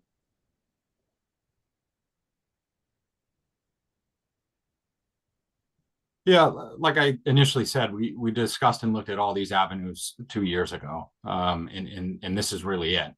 You know, we don't have a large parcel of land, so it's very limited areas that we could do this. And furthermore, pretty much anywhere it is on site, if there was a leak. And again, we've talked and documented all of those contingencies and safeguards that are in all these new technology, new systems. But needless to say, saying the multiple things we've outlined all failed, it's going to find its way into a drainage conveyance system and make its way down back into the larger underground storage tank and infiltrate into groundwater. So whether it's, in the front by the dunks or in the back, that still would be the same result. Thank you. Do we have any questions or comments from other planning board members? Yeah, just a quick question on just point C and what the conclusion was on that regarding the back of the fuel station there and the fence. It seems like there's some conversation around if that's sort of wide enough in the winter to get vehicles around. And it sounds like there was a review by the DPW whether it's going to be left unplowed or plowed on both sides. What was the disposition of that? Can anybody give an update? So after our initial meeting, it was a 10-foot separation. So I believe the revised plans went to the 12-foot separation. It's not much larger we could go because of the the future underground storage tanks or underground infiltration system that's going to be installed in April. But regarding the access, both of the fueling ports for the accessee, the intended users, and the actual tanker that will be filling this up are all from the front. So there would be no need to access it from the back. So that would become a pure choice if we want to remove snow there or not. But we certainly have the equipment adequate and small enough to be able to access that area. So that's not an area of sort of normal egress or ingress or fueling or loading or anything like that. Okay. Thank you. So I'm sorry, Kevin, did you say that the plan has been changed, so it's now 12 feet from the fence? Jesse would have to confirm that, but I know on our initial meeting, that's what we requested. The planning board requested, and I know we looked at that and it would work with our tie-in of the gutters for the canopy into the existing stormwater drainage system. Yep. And I can just corroborate that is the case. Per that request, we did move the fuel tanks an additional 2 feet to the, let's see what cardinal direction we're looking at, kind of to the southwest in accordance with that planning board request. Okay, thank you. Kevin, just for information, this came up because when AT&T was reviewing the cell tower site plan review, they mentioned that the fence had been damaged over the years by snow. And that's when there was no narrowness to it at all. So that's so in the recent months, it fell over, and it was actually in May due to wind. So over the years of repairs that AT&T made to the fence, they kind of just, for lack of a better term, cob job the repairs on the inside and kind of just scabbed some boards. And AT&T a few months after that, actually already reconstructed the front of the fencing and already moved the access to the as far over right as you can, as you could go from the front facing aspect.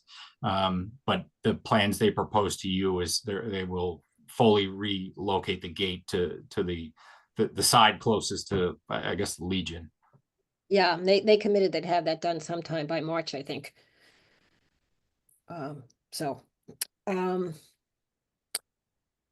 Any other questions from planning board members? Okay, I will, Jasmine, are you still frozen? Or your screen is frozen, I should say? Is she on, or maybe she's trying to reboot? I can't tell. Okay, so I'll open this up to any neighbors or abutters that might have some additional questions. Nicole or Fred? Sure. Actually, I have a question. So we're essentially putting in a commercial grade gas station near residential homes. That sounds like with a covered lot and such. I have a few questions about if we could see the site plan what the cost of this is to the taxpayers of Dover and what the lighting would be with the addition of basically putting in a gas station near residential homes, how this would be lit. It is very tight back there right now. There's a huge like metal thing for the snow plowers now. It is very little clearance back there. And can we bring this to the town meeting? You know, how can we go if we do need to, if this goes to the Board of Selectmen, how can we bring it towards the town meeting so it's people of Dover see the cost of this? You know, I don't know if they're increasing the amount of fuel storage from where it currently is, but what is the advantage to moving this closer to about a dozen homes? We had a massive fuel leak here in the, I believe in the 90s at the mobile station. It was catastrophic for the center of Dover to clean that up. So I'm really trying to avoid something where it could really screw stuff up, the people who live around this gas station, based on that experience when the mobile station leaked underground. And some of you folks might remember that. I had just moved in here when the cleanup was happening. And I think Fred can speak to that because he was here. No, I remember that. I was a selectman at the time. It was significant. Yeah, and I'm trying to avoid that. That's why I'm a squeaky wheel here. Yes, it will significantly reduce my property value. Yes, I will be looking at a gas station behind my home as a 20-year resident. Is this necessary? Because does the pros outweigh the cons of moving a gas station near people who live on Haven Street and surround that area? It doesn't make sense to me, but of course I'm personally, you know, I am the closest, and it's also really close to conservation land. I just don't get it. Okay, thank you. Let me just one point that you raised, because it's definitely not in the purview of this discussion, and that is the financial aspect of it in town meeting. So this is my understanding is it's somewhere in the $1.5 million range. I'm not sure if that's correct or not, but that's what I've heard through the grapevine. It's a capital budget item. So therefore it would go before the town at the town meeting in May as part of the capital budget article that would be voted upon. As a capital budget item, it gets reviewed by the capital budget committee, as do all capital budget items. And I see that Barry Goldman, who's chair of the capital budget committee, is on tonight. So they look at all the financial aspects of this item. So totally outside the purview of this, but there is a process of vetting and determining the financials and the costs and whether costs can be reduced or whatever, that will go through the capital budget process. So if you're interested in that, I would suggest you sort of keep track of the capital budget committee agenda items, and you can participate in their meetings or contact the chair directly. Okay, thank you. Fred, did you? Yes, this is Fred Sears, 5 Meeting House. What is the use of the proposed old site? Why can't we just revise this? You talked about you're interfering with an AT&T easement. Why the hell do we worry about the AT&T easement when we got gallons and gallons of gas hanging around here? Also, it's been rumored since I've been in the town for a while that the water pressure in the center of town may not be sufficient to put out a major fire. That may be just a rumor, that may be squared away already, but it's very annoying to me. And the next thing I heard in the discussion, there is no legal requirement for fire suppression system. Did I understand that that's a fact? And if that's the case, for God's sake, spend the goddamn money and have a fire suppression system if we don't know what the water pressure is in the center of town. I can go on, people, but we had a real spill here, and it was embarrassing. And we still probably haven't got it right. I know there's a lot of revision for drainage in the town. Do you realize there's no good drainage in the entire center of Dover, period? It all goes into the swamp, which goes into Trout Brook, which goes into the Charles River. That's the way life works. But there's nothing really, appreciate you trying to get the engineers working to try and correct some of these things if there was a spill. But we didn't get any discussion in my neighborhood at all. I've got to go back and discuss it with them. What do we care about losing parking spaces for that space there? Dunkin' Donuts is making their money this way without a problem. Come on.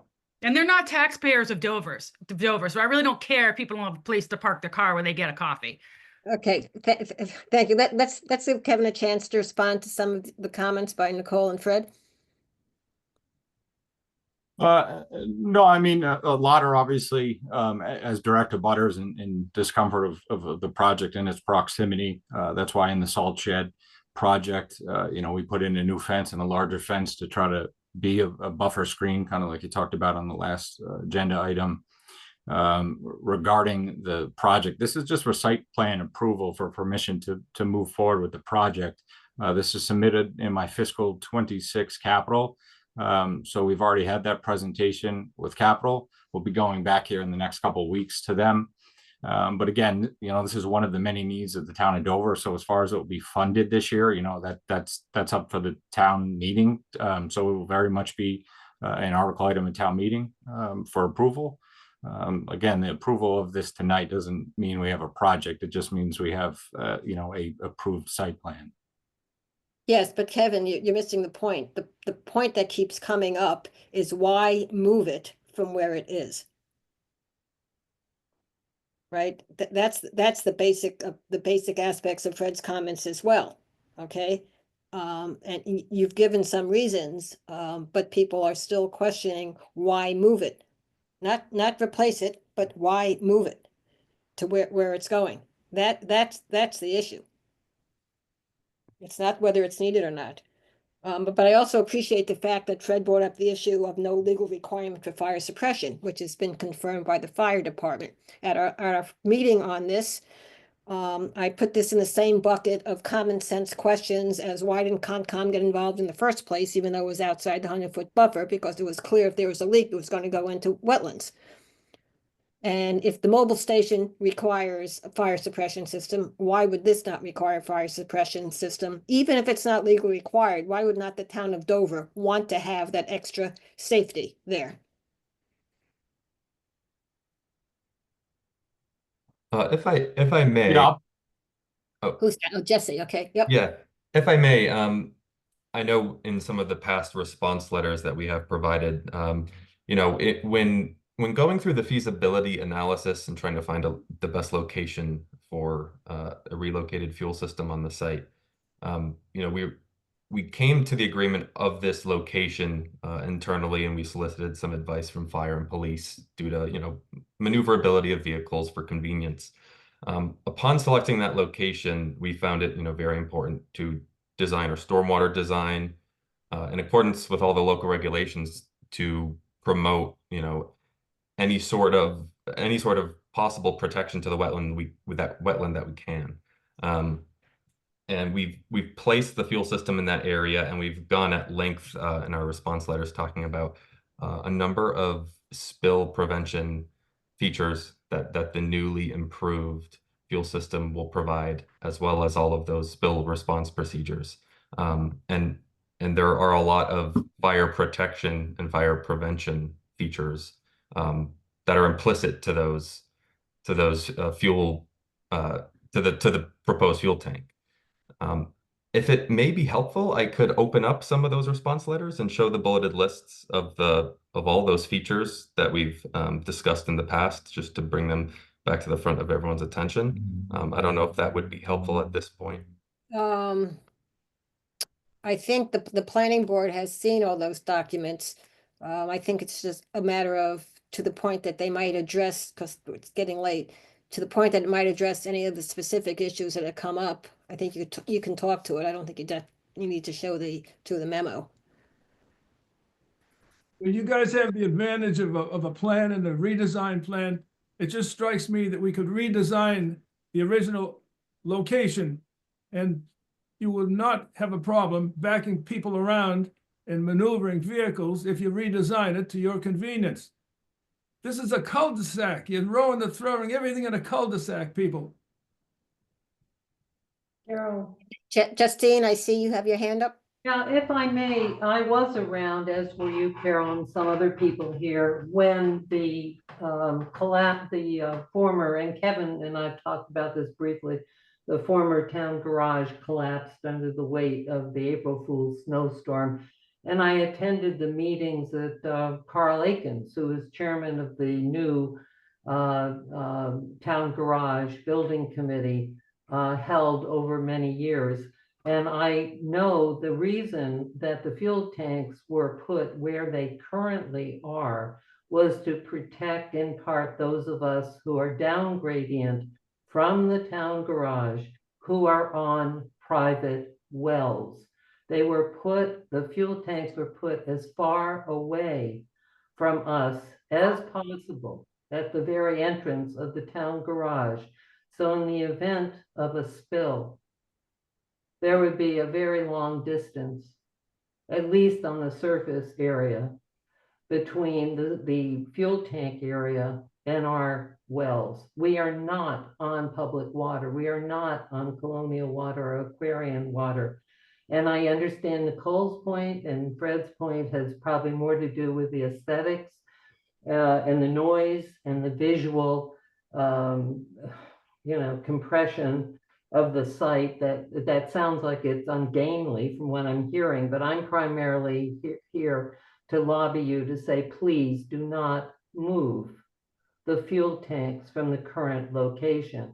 If you do have to redesign them, do so on the current location. And yes, you may have to take away some parking spaces, but Dunkin' Donuts doesn't have a right to those parking spaces, so I wouldn't worry about that. But I think you should be worried about what the Board of Health, I'm sure you've inputted them. You've mentioned fire, you've mentioned police, you've mentioned DPW. I have not heard you mention once the Board of Health and us with private wells. And yes, we suffered for over a 10-year period of time with MTBE in our wells from the mobile station incident that occurred in the late 80s in Dover. And I don't want to go through that hell again, living on bottled water for over a decade, okay? So please keep the tanks where they are and just design accordingly in that area. That's why I'm here. Thank you, Justine. Are there any other comments?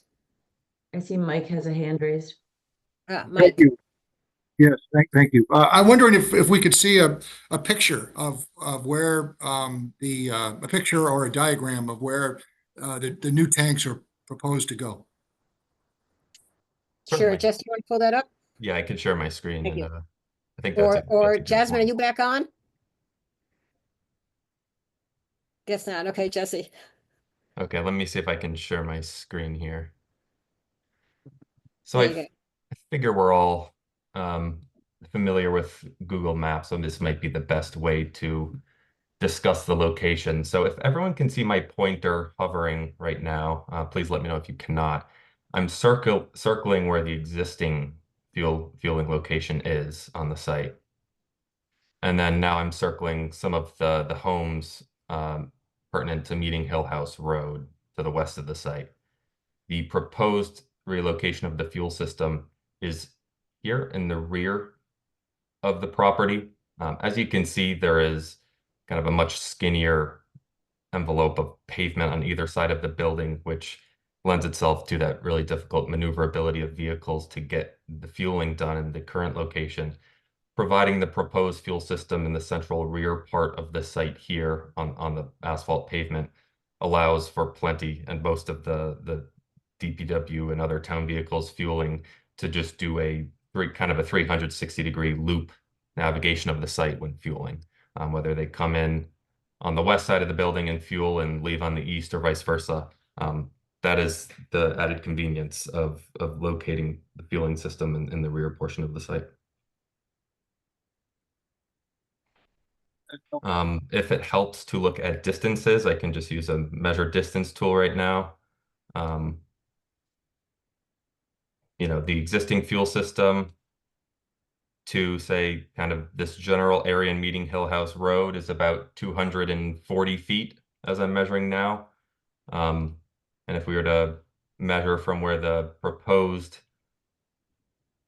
fuel system is, say to this kind of nucleus of homes in Meeting Hill House Road, that's about 460 feet. So this is all relative. We're certainly increasing the distance of the fuel system to homes in one aspect, but we're making it more proximate to other homes in the northerly part of the Meeting Hill House Road area in another aspect. That's very helpful. Thank you. Sure. Are there any other diagrams or site plans that anyone would like to see again? Carol, may I? Yes, Dave. From the dot that you had in the new proposed location, what is the approximate distance to the highway garage and to the other buildings and the cell tower? Great question. So to answer that, I think it would be easiest to navigate to the plans. So let me show that. So here are the plans. And let me just set my scale so we can get exact answers for you here. Here we go. So we're looking for a distance from the DPW garage building. Let me highlight that for everyone's benefit in a green color here. Oh, I think my my PDF viewer froze. Sorry. So this is the rear portion of the DPW garage building, and now I'm highlighting the area of the fuel system. So a distance from the fuel, say the fuel tanks to the garage, would be about 105 feet. And then from that, I think you said to the cell tower? To the cell tower and then any other building. Sure. So the cell tower is this circle on the plan. Got about 33 feet. And then say to the nearest building, which is the Parks Department garage, it's about 24 feet. Fire code, I think, requires a 15-foot setback to other buildings, and that was part of our consideration as well with placing this proposed system. Jesse, would you mind highlighting the perimeter around the cell tower? Sure. Thank you. Do that. So the fence surrounding the cell tower is right here. Thank you. Thank you. And then the 12-foot distance we were describing before is kind of the distance between these two green lines. Yep. The concern that I'm looking at is from a hat I wore many, many moons ago as a fire underwriter. And I'm trying to ascertain that if these fuel systems did have a fire cause irrelevant, what kind of risk do we have to the remaining structures that we have of the town? Since learning tonight that there's no fire suppression system going in with this, I think that's a relevant question just to alleviate concern. In other words, if we have an accident, do we just take out our entire DPW? Whereas the current location has much more buffer for that. Do we have any idea where the tanks were before they were installed in 1994? No, I don't know. Yeah. I believe before- Kevin had said they were underground in front of the old salt shed. They were essentially where the top of the planes there, where at 90 degrees, the dark highlights. Somewhere in here. Closer to the property line. Well, down the other, there you go.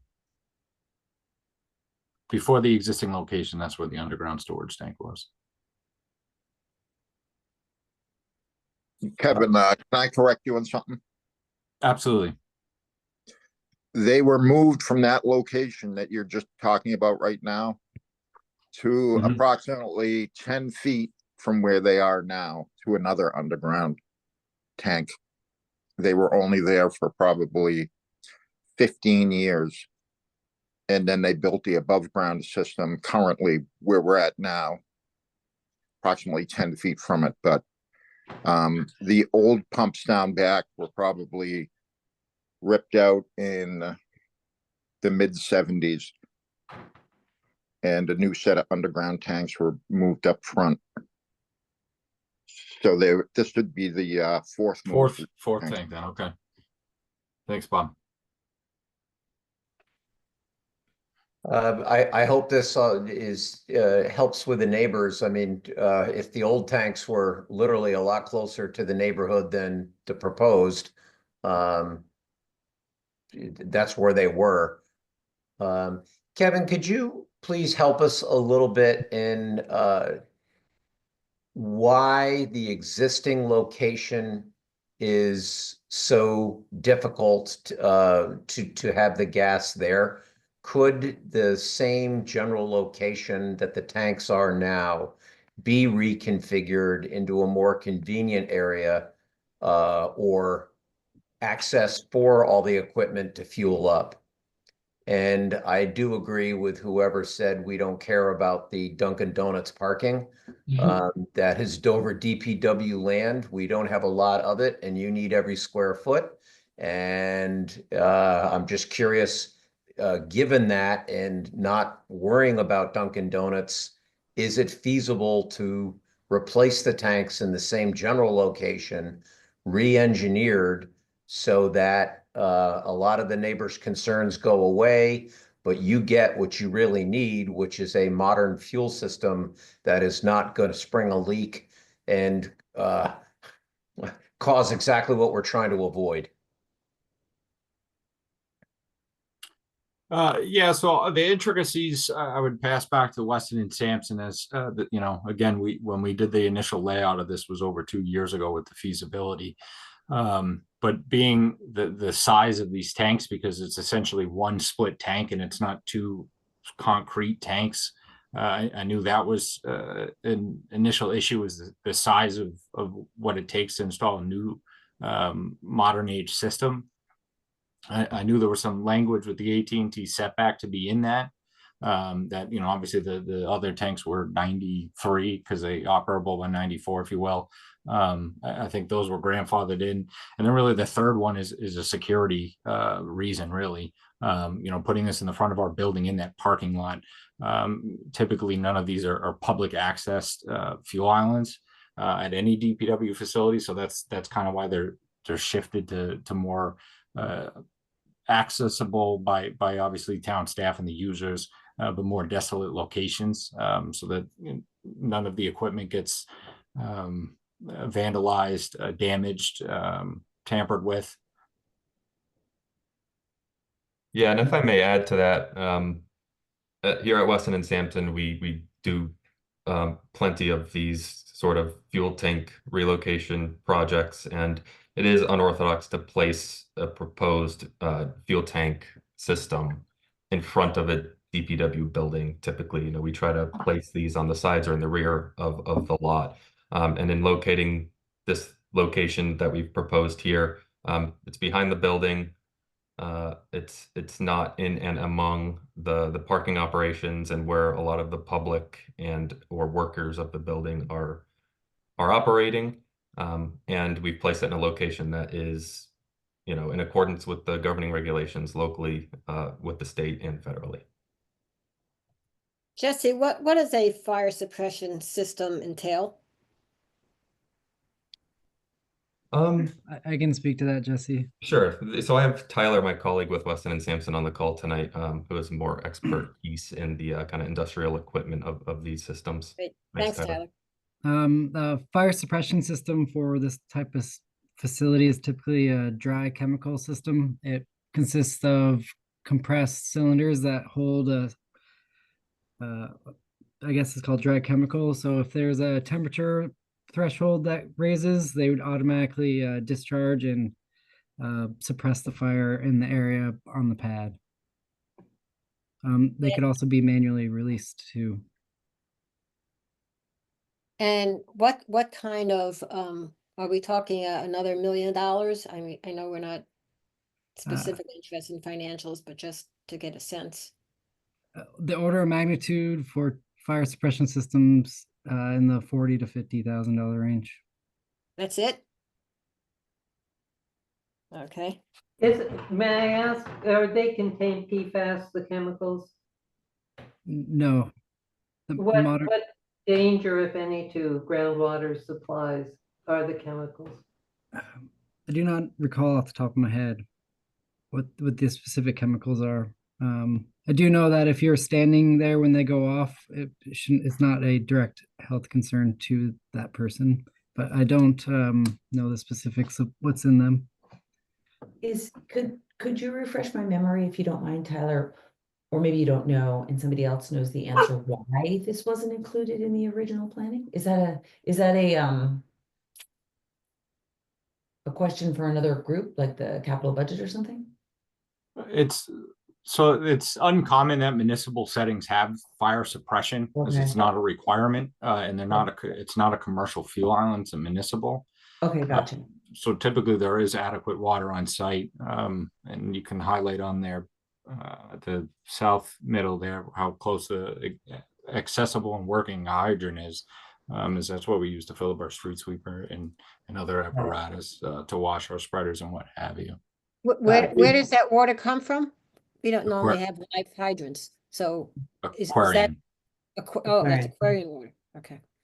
Can you suppress a petroleum fire with water? Such as No. So having the water there is irrelevant. Yeah, you would have to utilize the Class B foam. Okay. So for the purposes of this conversation, Carol, since we're talking a lot about sort of things outside of what is currently existing on the site plan, are we talking about potential conditions to the site plan, or like where? Well, this gets into the whole site plan issue again, right? Yeah, In this case, to me, it's not unlike the site plan review, excuse me, the site plan review we did for the community center. Mm-hmm. Which, because it too is in the open district, it means that the final site plan and decisions get bumped up to the Board of Selectmen. Right, so we're making recommendations. So we're making recommendations, and if you remember with our review of the community center, just because we do site plan reviews a lot and selectmen don't, we got into a bunch of items of interest to us as citizens and common sense folk that that we want to include as information to the selectmen outside of the official site plan review bylaw. Correct. Right. So that's sort of where we are. Got it. I think just in the nature of the hours that we have spent in meetings on this, we owe it to the selectmen to be as comprehensive as possible in our write-up to address all the issues that we see, whether it's legally part of site plan review or not. Okay, so it's unique. It's just so to me it is relatively unique.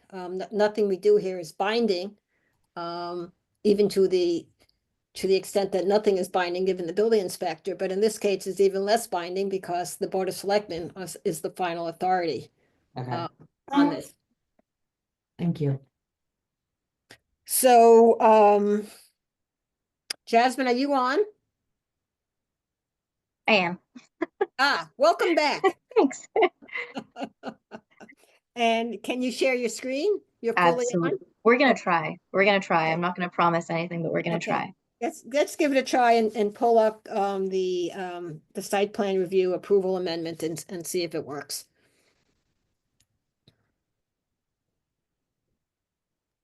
Okay, so we're back down to the decisions.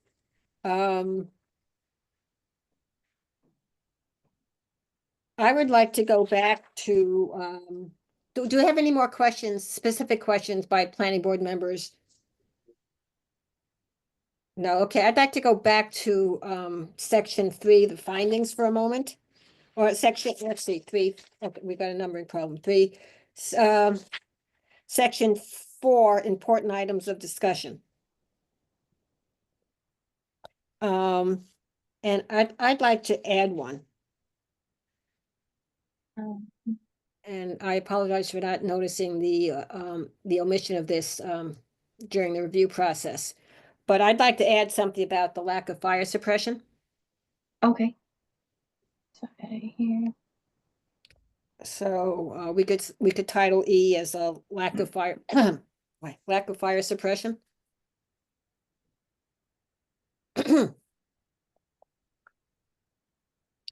And perhaps something along the lines of, although not required by law, due to non-commercial use. which is, I believe what Ed Cornack had said. Is that correct? Yes. Yeah. A study of installation of a system is recommended. And we're Of a fire suppression system? Yes, yep. I mean, we're talking $50,000 on a $1.5 million project.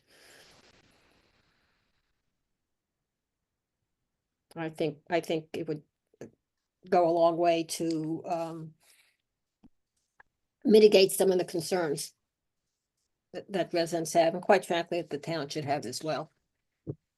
You know, again, sort of like Concom, common sense would be to look at these things.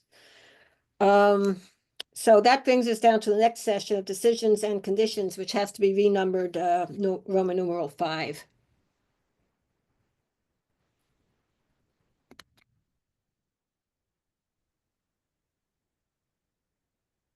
So, you know, to Jody's question, which was an excellent one, and sort of gets to the dilemma we've had all night about these site plan reviews. Why should the third one be the charm? I think that I will read what I hope you've all looked at as part of the application package that was sent on Friday, knowing that this is going to go up to the selectmen. So I'm going to read the decision as a motion. 1, after considering the application and other materials submitted at its meeting of September 9th, 2024 and January 6th, 2025, the board approved the updated site plans by Weston and Sampson titled Town of Dover, Massachusetts, Department of Public Works Proposed Site Improvements, dated 4/1/24, revised through 8/12/24, include the following modifications relative to the previous approved permits. Before I go further on that, I would say that, and I hope that you all agree that this would be an administrative change. And given that we've now been told that the 10-foot wide rear area is now 12 foot, we need to get some new plans on those. So those new plans with the revised date should be included in this introductory decision. Jasmine? Yes. Okay. So sheet C103, the proposed removal of the existing fuel island, refer to the plan enlargement. Sheet C105, new, a sheet containing the proposed fuel island and associated components. Sheets EQ 501 through EQ 504, details of the proposed fuel system components with the following conditions. 2, prior to the issuance of a building permit, modifications to the site plan may be approved administratively by the planning board chair. 3, any future modifications to the site shall be reviewed and approved by the planning board. 4, the lighting on the site must not spill over onto adjoining property. 5, the site is subject to approval by the Conservation Commission. 6, the site is subject to approval by the Board of Selectmen. And 7, in addition to the spill prevention features and spill response guidelines outlined in the memo from Weston and Sampson dated 10/22/24 attached, the DPW confirmed that all electronic leak monitoring systems and overfill prevention alarms will alert a DPW employee who will be on call on a 24/7 basis to respond to any detected fuel releases. And the commission requested that this confirmation be included in the writing in the DPW spill prevention control and countermeasure parentheses SPCC plan for this project, and that the copy of this plan be submitted to the commission once it is completed and part of the permitting process. 8, the Conservation Commission requested that a site plan be submitted prior to construction showing the specific installation location and specification details related to the discussed hydrodynamic separator to be installed downstream of the site's deep sump hooded catch basin in order to help prevent hydrocarbons from entering the drainage system that outlets to the wetland resource area. 9, the DPW confirmed that the drain blocker catch basin covers will be installed by the DPW during all tank fueling activities on the site, as well as being installed as an immediate spill response measure, and the commission requested that this be confirmed in writing in the SPCC plan. 10, the Conservation Commission requested that erosion control methods such as filter mitt, compost sock, silk fence, and orange construction fencing be installed prior to construction and immediately adjacent to the fuel station area in consultation with the conservation agent in order to protect the wetland resource area from runoff and sedimentation during construction of the fuel station. Phew. Do I hear a second? Second. I do have a couple, we don't normally have to do this, but I do have a couple of questions for Kevin before we vote on this. An on-call 24/7 person who doesn't live in Dover doesn't do much good. So what is the intent to have an on-call 24/7 person responding to prevention alarms that can actually get there quickly? Yeah, so I guess for the current setup, it would be myself, Mr. Tosi, and Mr. Gorman, our 3 supervisors. So the new systems, the way these are set up, it's basically you can get an email, a text message, so you would get all of the above.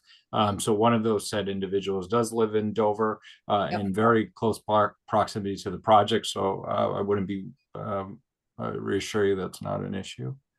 Okay, Bobby, you can't go on vacation. As long as we are getting notified on our phones by, a text alert or a phone call or something, it's just a phone call away. The first thing I would do if I wasn't around would be to have an officer swing down there.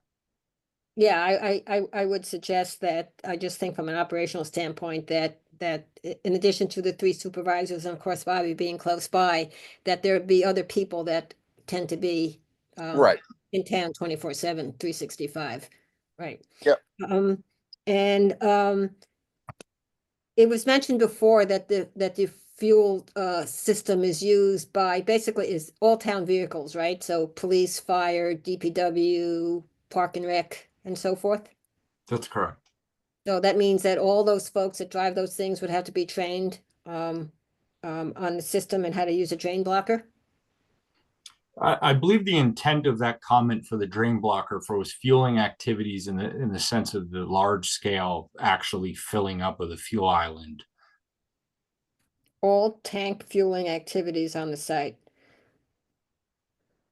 Let's get that clarified as well. Okay. Any other questions? I'd just like to point out, it might put some mind at ease. We do not have our fuel tanks down there fueled at night where someone can fall asleep and let these run over, like what was the case at Dover Mobile. Our fuel tanks are only fueled up during the day. I would like to say that you are putting a gas station near residential homes with 24-hour access where people will be disrupted by the traffic, the sound, the smell, the lights, and everything. I'm extremely disappointed that this is being approved as it is. This is affecting residents. And I just feel like we weren't even notified. People around the neighborhood weren't notified. I think this was improperly handled. It is greatly affecting residents who live in Dover, are surrounding this gas station. We are not being considered. It is extremely disappointing, and I will be seeking further counsel on how to handle this. Thank you, Nicole.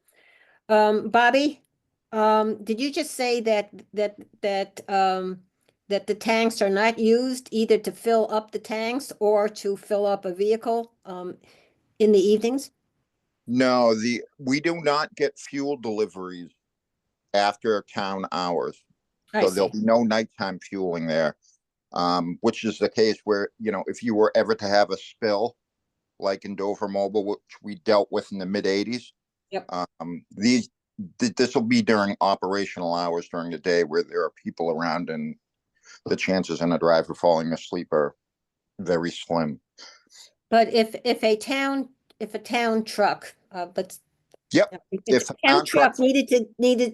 forgot to fill up during working hours and at 8 o'clock at night came in, would they, that backup noise that trucks make, for instance, and all that? Yep. That would be happening. Yeah, you get the backup alarms when we go out and push a tree off the road, backing out of the garage. To disturb the neighbors. Well, with respect to the orientation of the existing fuel island, there'd be no need for either vehicle to back up. They would come in, as Jesse mentioned, on either side of the building, depending on what the fuel port side is on the vehicle or apparatus they're fueling up. But the nighttime fueling up would be limited. It would be obviously DPW in a 24/7 natural disaster, storm event, water main break, etc. Police on shift, or a working fire, as fire apparatus is filled up during the day. So. Okay. So, so we have a couple situations here. We have the, chapter 185-36.D.E, which basically says that we have 30 days to do a site plan review, or it's accepted as is, or that we can get a continuance with approval of the applicant, which is obviously what we did. So here we are on January 6th. We know that this has to go before the Board of Selectmen. We know that for some reason, the site plan review or butter notification process that we have didn't seem to work back in the fall, to Nicole's point. So we have a couple of, I have a couple recommendations, and I'd like to hear everybody opine on them.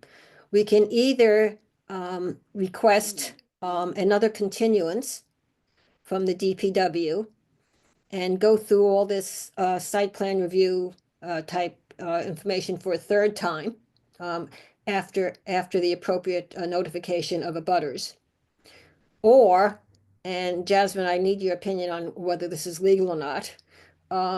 We can complete this document with the additions that we've talked about, with the understanding that we will work with the Board of Selectmen's office to do the appropriate abutter notification when the Board of Selectmen have their site plan review of that. Or Mr. Haviland, representing the Board of Selectmen tonight, we could choose to have a joint meeting of the Planning Board and the Board of Selectmen to support the transparency and input that from the abutters. So those are the three options I tend to see, and I'd like to. I share with you, Carol, I'm going to call it to the oversight, the mistake, whatever the reason, the neighbors weren't notified, and the neighbors should be notified and have every ability to speak their minds at a public session, whether that's in front of the Planning Board or Board of Selectmen. I'm with you. I don't know the legalities of having to go back and do this a second time, but we should be affording people the right to speak their minds as neighbors. Right. So Jasmine, do you have any experience on the legal aspect of either of any of those approaches? Yes, and it's not great. Sue said the abutters were notified, so I won't be able to confirm that until tomorrow when I'm able to go into the office and look at the file, because that's something that is a paper that is signed by Felicia saying that she certifies all of these letters went out. So I don't have that in the file. I have that in the office, so I'd have to check that tomorrow. However, if it turns out the abutters were not notified, this process has to start from the beginning. We have to re-notify all of the abutters. We have to start the public hearing from the beginning. It's a critical error in the hearing process. You cannot skip it. Absolutely not notified. Carol, you see me on these planning meetings when I get the letters representing, we were not notified. Even they said they mailed them out. We were not. Fred and I get them for any. Even if you didn't receive them, if we mailed them, it counts. So if we mailed them and it didn't make it to you, that's not on our end. So we have to see at least if we've mailed it. Right, but so we have two issues here. So Nicole, I know what you're going to say. We have two issues here. One is whether it was officially done. Okay, if not, it's clear what we need to do. Mm-hmm. That says to me that we should continue tonight and not vote until we understand the legality of this whole thing. Okay, Nicole, to your point that you did not receive it, it would be, since you're in touch with your neighbors and all, and you and Fred, act as coordinators for the wetlands and so forth, you might over the next day or so reach out to see if anybody did, to determine if there was a problem with the mailing that was done. Okay, so two different things. So I don't know the folks that live on the other side of the town. So on the upper side of Haven, those folks are also abutters. The library is in a butter. So I don't know who, who you would consider in a butter, in addition to Meeting House Hill, if it would be like if Justine would be notified as well. Isn't it 500 feet? 300. 300 feet. Yeah, so that probably won't be many people, but I did not get it. I would definitely qualify for that. And we will have the list tomorrow when Jasmine gets into the office. The first thing is that we always get a list from the assessor and so forth, and then we do our own mailing. So we'll check all that out. So based on that, and thank you for that, Jasmine. I am going to make a new motion. Do we have to vote on the current motion? You Jasmine? can withdraw it. We can withdraw it? You may. If I could just ask the question, even if you take a vote tonight, wouldn't it, if that was the case and they were not mailed, wouldn't it negate the vote tonight? Yes. So So we could take a vote. Yes, and then if we see find what that happens. because, to I guess your point, right, this has to go to the municipal district, which is the Board of Selectmen, and then ultimately town meeting. So there are the other avenues as well. And I know, the direct abutters obviously were on these planning board meetings and Concom. Yes, well, yes, I mean, the town meeting is going to be financial unless people bring up the issues that we're going through with site plan review, which normally Right. doesn't happen with capital budget items, but which may very, very well happen with this one. So planning board members, do you feel comfortable voting on this tonight, understanding that it is contingent upon verification? Because the verification that the mailing was done, with the understanding that there'll be another mailing done for the Board of Selectmen site plan review? Planning board members? This is confusing. Yes? Can you restate that, please, Carol? Do I feel comfortable specifically voting tonight on this site plan?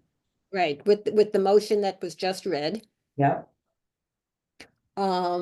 With the understanding that if it is verified that the mailing was done correctly, Then that the vote and this decision stands and gets submitted to the Board of Selectmen for their review.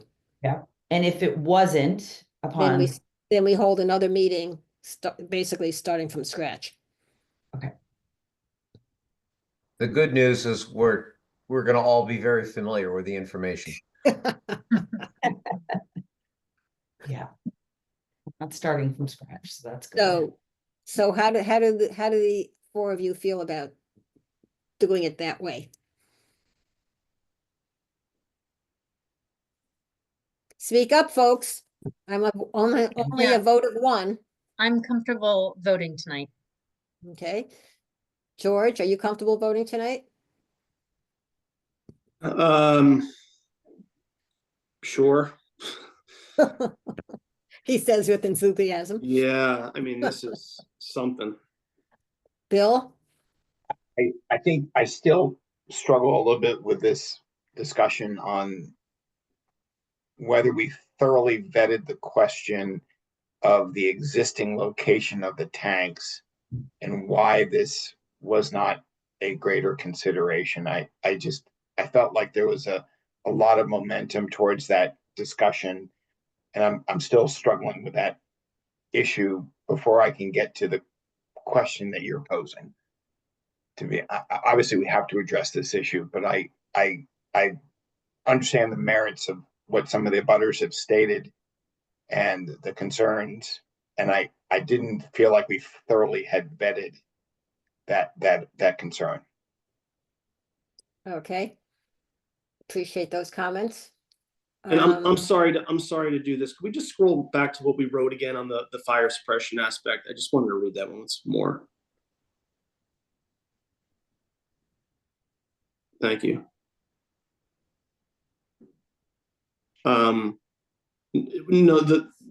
Again, we cannot reject a site plan. Yep, I know. which, yeah.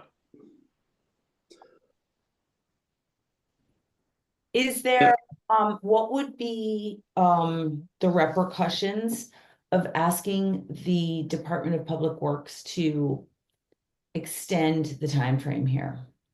In order that we're not voting on something that we may discover tomorrow, we need to start over anyway. Well, we would, but we would know tomorrow, so, assuming we can, if Could we we have to, come back to this at our next meeting either way? well, No. if we don't make a decision tonight, and the DPW agrees to an extension, then we can come back to it at our next meeting. And at that point, we'll also know whether or not the abutter notification was enforced, and we would adjust our plans depending upon what we Well, learn. then we had to start over. Our next Right. meeting would be basically Right. saying we have to start over and then go through the whole process of notification and Right, no, I totally get hours that, of but- additional meeting, which will be basically duplicating what's going to happen at the selectmen's meeting, because the selectmen could ask us to Right. present. Like, I just feel a little funny voting on something that might become moot tomorrow. If we could just push the vote with the, agreement of the DPW, and then we would have our ducks in a row and either vote at our next meeting on this or be prepared to start over if we need to. Well, we wouldn't be. That's the thing. We have to repost this like it's a new hearing. So we would, if that's enough time to Right. get it out to the abutters, then yeah. Either and way, then- it doesn't matter if it turns out that all we're really doing is pushing 2 weeks. Let's assume the abutter situation is actually shipshape and we don't have a problem there. Nicole, I'm not suggesting that is or isn't true. I'm just saying, let's pretend for a second that we know that to be true. All we're doing is losing 2 weeks here to buy ourselves that time. If the abutter situation turns out to be, the critical error that we all want it not to be, then we have to start over anyway. So it doesn't really matter. We're only losing 2 weeks. True, but then why even lose 2 weeks? Because that means then the selectmen will then have to move out their discussion of this as well. So I would imagine from a DPW, Board of Selectmen and capital budget standpoint, they would prefer to have a site plan review decision prior to town meeting and maybe even the open hearing. I would imagine. Dave, how do you feel about that? I think I'm much more concerned with the process being done well and correctly than rushing. Barry will be able to opine on this more than me, but we have an awful lot of capital and operating requests. The first blush of the budget is going to be hopefully done next week, and we will be starting to put together what we're able to afford as a town. But there are an awful lot of capital requests over the next 5 years, and we are going to just need to be judicious on prioritizing and then only recommending what we can afford. I mean, Barry, how'd I do? You want to modify that? Sure. We actually have invited Kevin, and he's accepted to have a meeting on the 14th. So he will Of what be. month? Oh, I'm sorry, of this month. Oh, okay. So we will be moving quite quickly on the project, and we'll be discussing the economics of the project, Right. which we haven't commented on really tonight. Right. No, because it's totally out of our purview. Right. We're curious, but it's just a curiosity point. So, could I make a comment as well? This is Cam Hudson. I can. Both the warrant committee also has to consider this in that whole process, and also it's going to be discussed at open meeting and a town meeting. So citizens have quite an opportunity to comment on the overarching project. Just wanted to make that point. Yeah, no, I appreciate that. So, let's step back. I can't help and I apologize, but I can't help but go back to conversation I've had for the last 20 years about the silos in town government. Because as you've seen tonight, a discussion of this project takes a lot of time and there's a lot of detail. And we've probably, as a planning board, we've spent, oh my goodness, well over an hour already tonight. And I think the last meeting was close to that, times the number of people. I mean, the number of person hours is amazing. You're going to be asking a lot of the same questions and ask for the same type of overview that we've received twice now from Weston and Sampson. And the warrant committee is going to ask for the same thing, and the capital budget committee is going to ask for the same thing, and the board of selectmen are going to ask for the same thing as part of the site plan review process.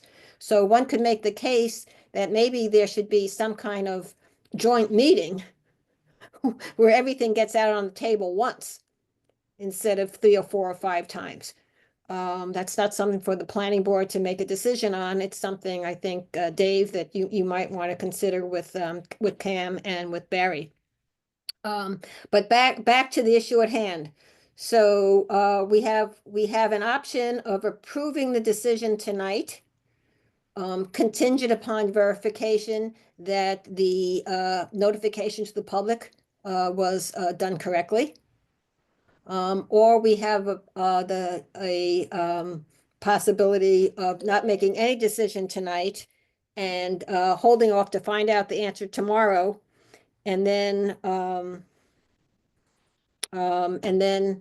vote at our next meeting, which is in whenever it is. 3 weeks. 3 weeks. And delaying it 3 weeks for something that we'll know in the next 18 hours. I guess you know where I stand. So, Which, if I may, Carol, Jasmine, is there any downside to the planning board voting tonight contingent upon what you're going to find out tomorrow? None, because if it's a critical error, it becomes a moot point. So it's not nothing we did would stand. We'd have to start over. Does that make sense? So it's kind of like no harm, no foul. It's like it never happened.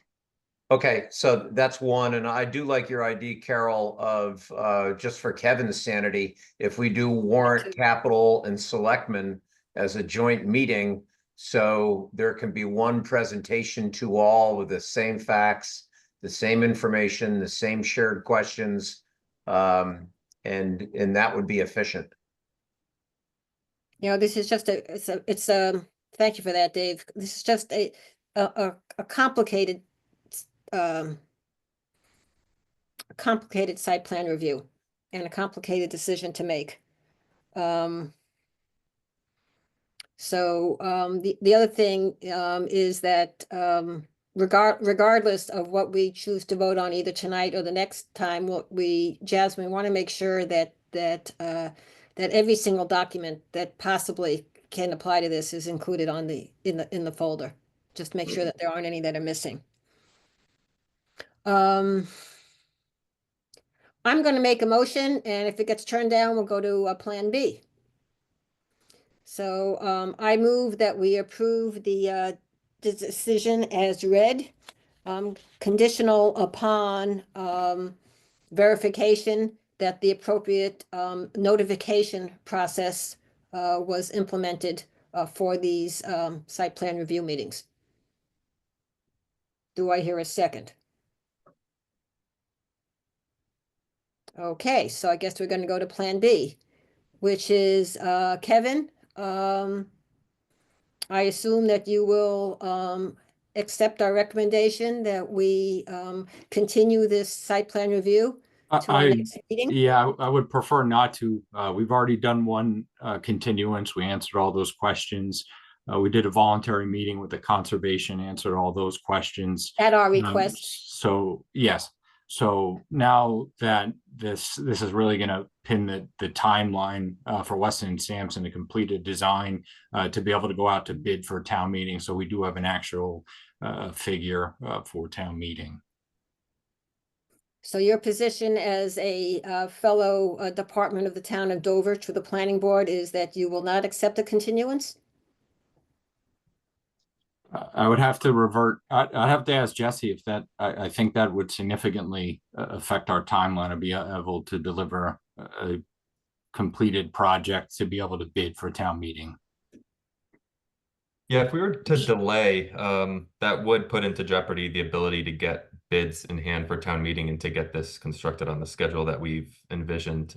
We would have to work at a breakneck pace to get that done in time, and there would be no guarantee that we would be able to do that. It's possible, but not probable, I would say. And if this project, you know, say we ask for the 1.5 at town meeting and say it comes in over that, then the project's delayed an entire another year, that, you know, we're susceptible to the existing conditions for the fuel island. Gee. I'm surprised.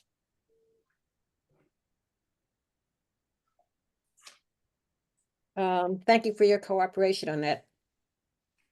My sarcasm is there. Because common sense would have said that an organization that's representing the town of Dover would have thought about the impacts of the wetlands and not a couple of feet about jurisdictional issues with Concom. But if that's the way you feel, then we have no choice. And we will have to vote on this, otherwise there are no conditions whatsoever, even though those conditions can be adjusted by the Board of Selectmen when they meet on this. So Okay, we're gonna put that motion back forth, Carol, the first one. Yep, so I move to approve the decision as stated and in the preliminary site plan review approval amendment. Conditional upon verification that the notification of abutters met legal requirements. Do I hear a second? Second. All in favor, please say aye. Let's see, Jody, Yes. George, Yes. Bill, Yes. Val, Yes. and Carol. Okay. Dave, you'll let the planning board know. We'll get this to you and you'll let the planning board Select know board. how you would like us to contribute and participate in your site plan review at the Board of Selectmen level, which I hope is quickly so that Weston Sampson can do their job. That's going to be another issue because the schedule is tight with budget, and I know that I'm going to be away for 6 days, so that's not going to be avoidable. Weston and Sampson, if they couldn't continue without our approval, they can't continue without your approval. Understood. Okay, thank you very much. Thank you to the board. I've misplaced my agenda. What's next on the list? Any updates from Jasmine?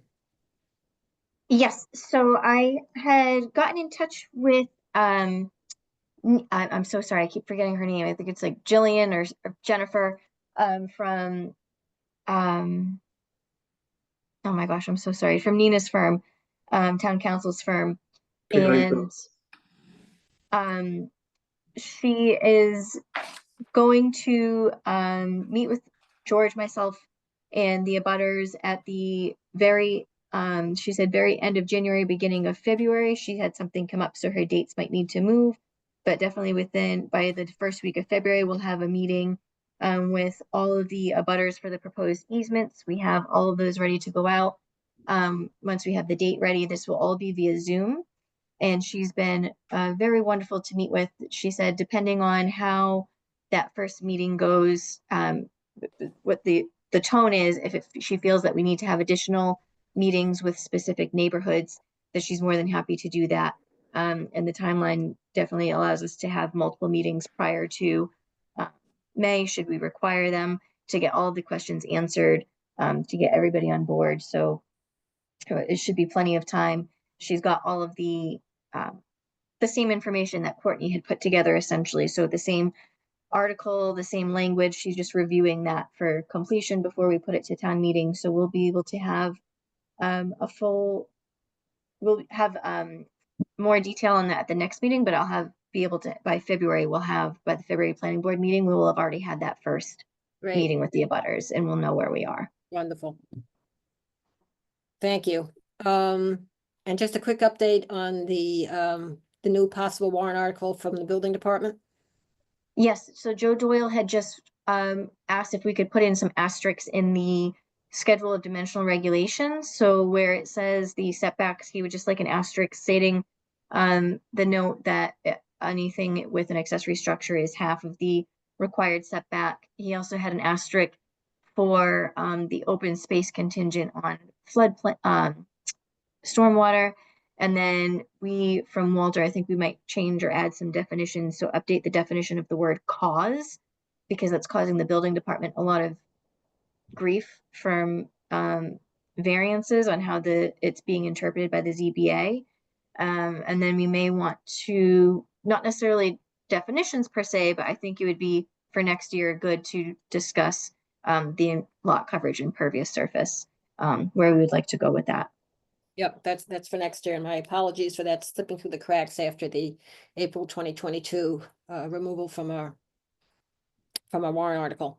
We're meeting with Jasmine and I, and are meeting with Nina in our monthly meeting on Thursday. One of the things we're going to be discussing with her is at Jody's suggestion, thank you, Jody, is to have Nina work on putting together, not unlike what she did with the A&R, a quick presentation on site plan review, and then a statement that we can use that explains to the applicants and neighbors and abutters what a site plan review is and what it isn't.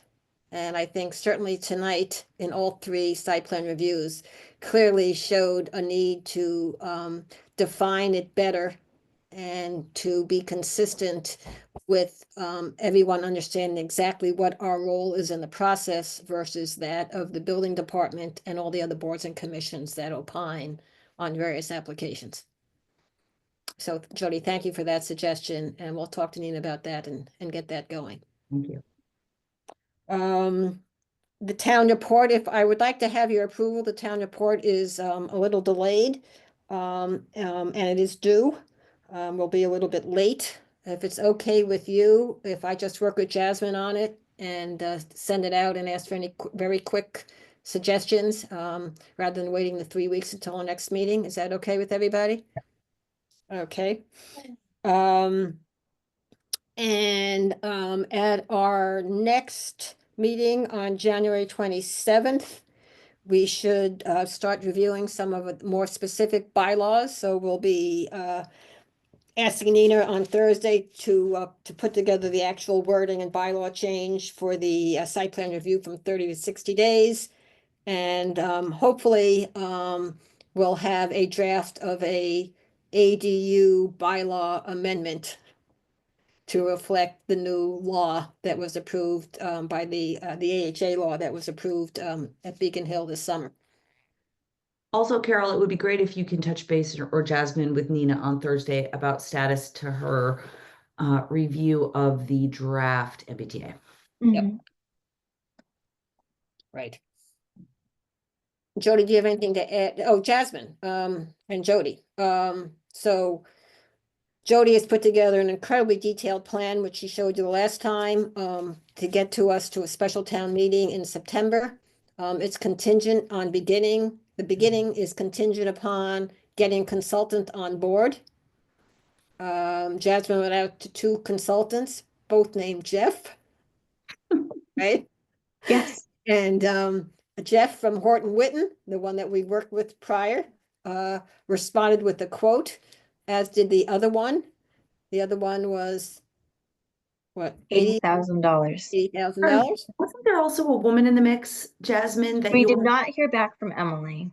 So I'd asked her a few times and she said she was booking up, and I followed back up with her twice and I didn't hear back. So I was thinking maybe that might not be the best route if we're having to track her. And who was the other Jeff? Not the Jeff Horsley Witten.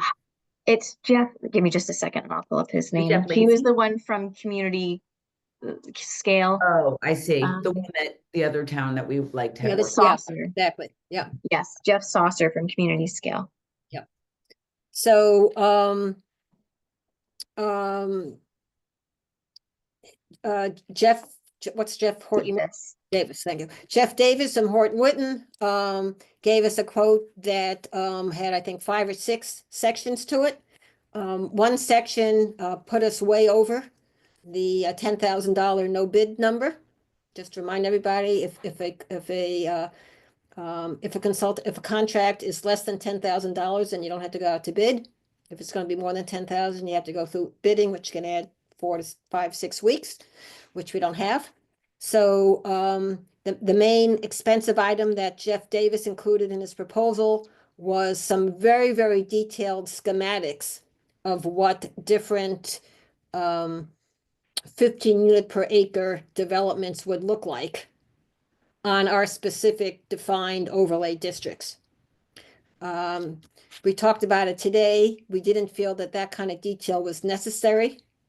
We didn't feel that that was going to be the issue that was going to change people's minds. We also know from looking at other towns' material that there's loads of stuff out there about what just a schematic of what a development looks like at, townhouses of 15 units per acre, which would probably be sufficient. And that for the purposes of proceeding, we'd rather start with the Jeff Davis contract. It amounts to $9,600 and something without all that, not $99.99. And if we find later on, based upon input through those public sessions that we have, that we actually do need to get into that more level of detail, then we can figure out how to do it at that point. Carol, quick question. Do we have the ability to pay Jeff multiple times less than $10,000?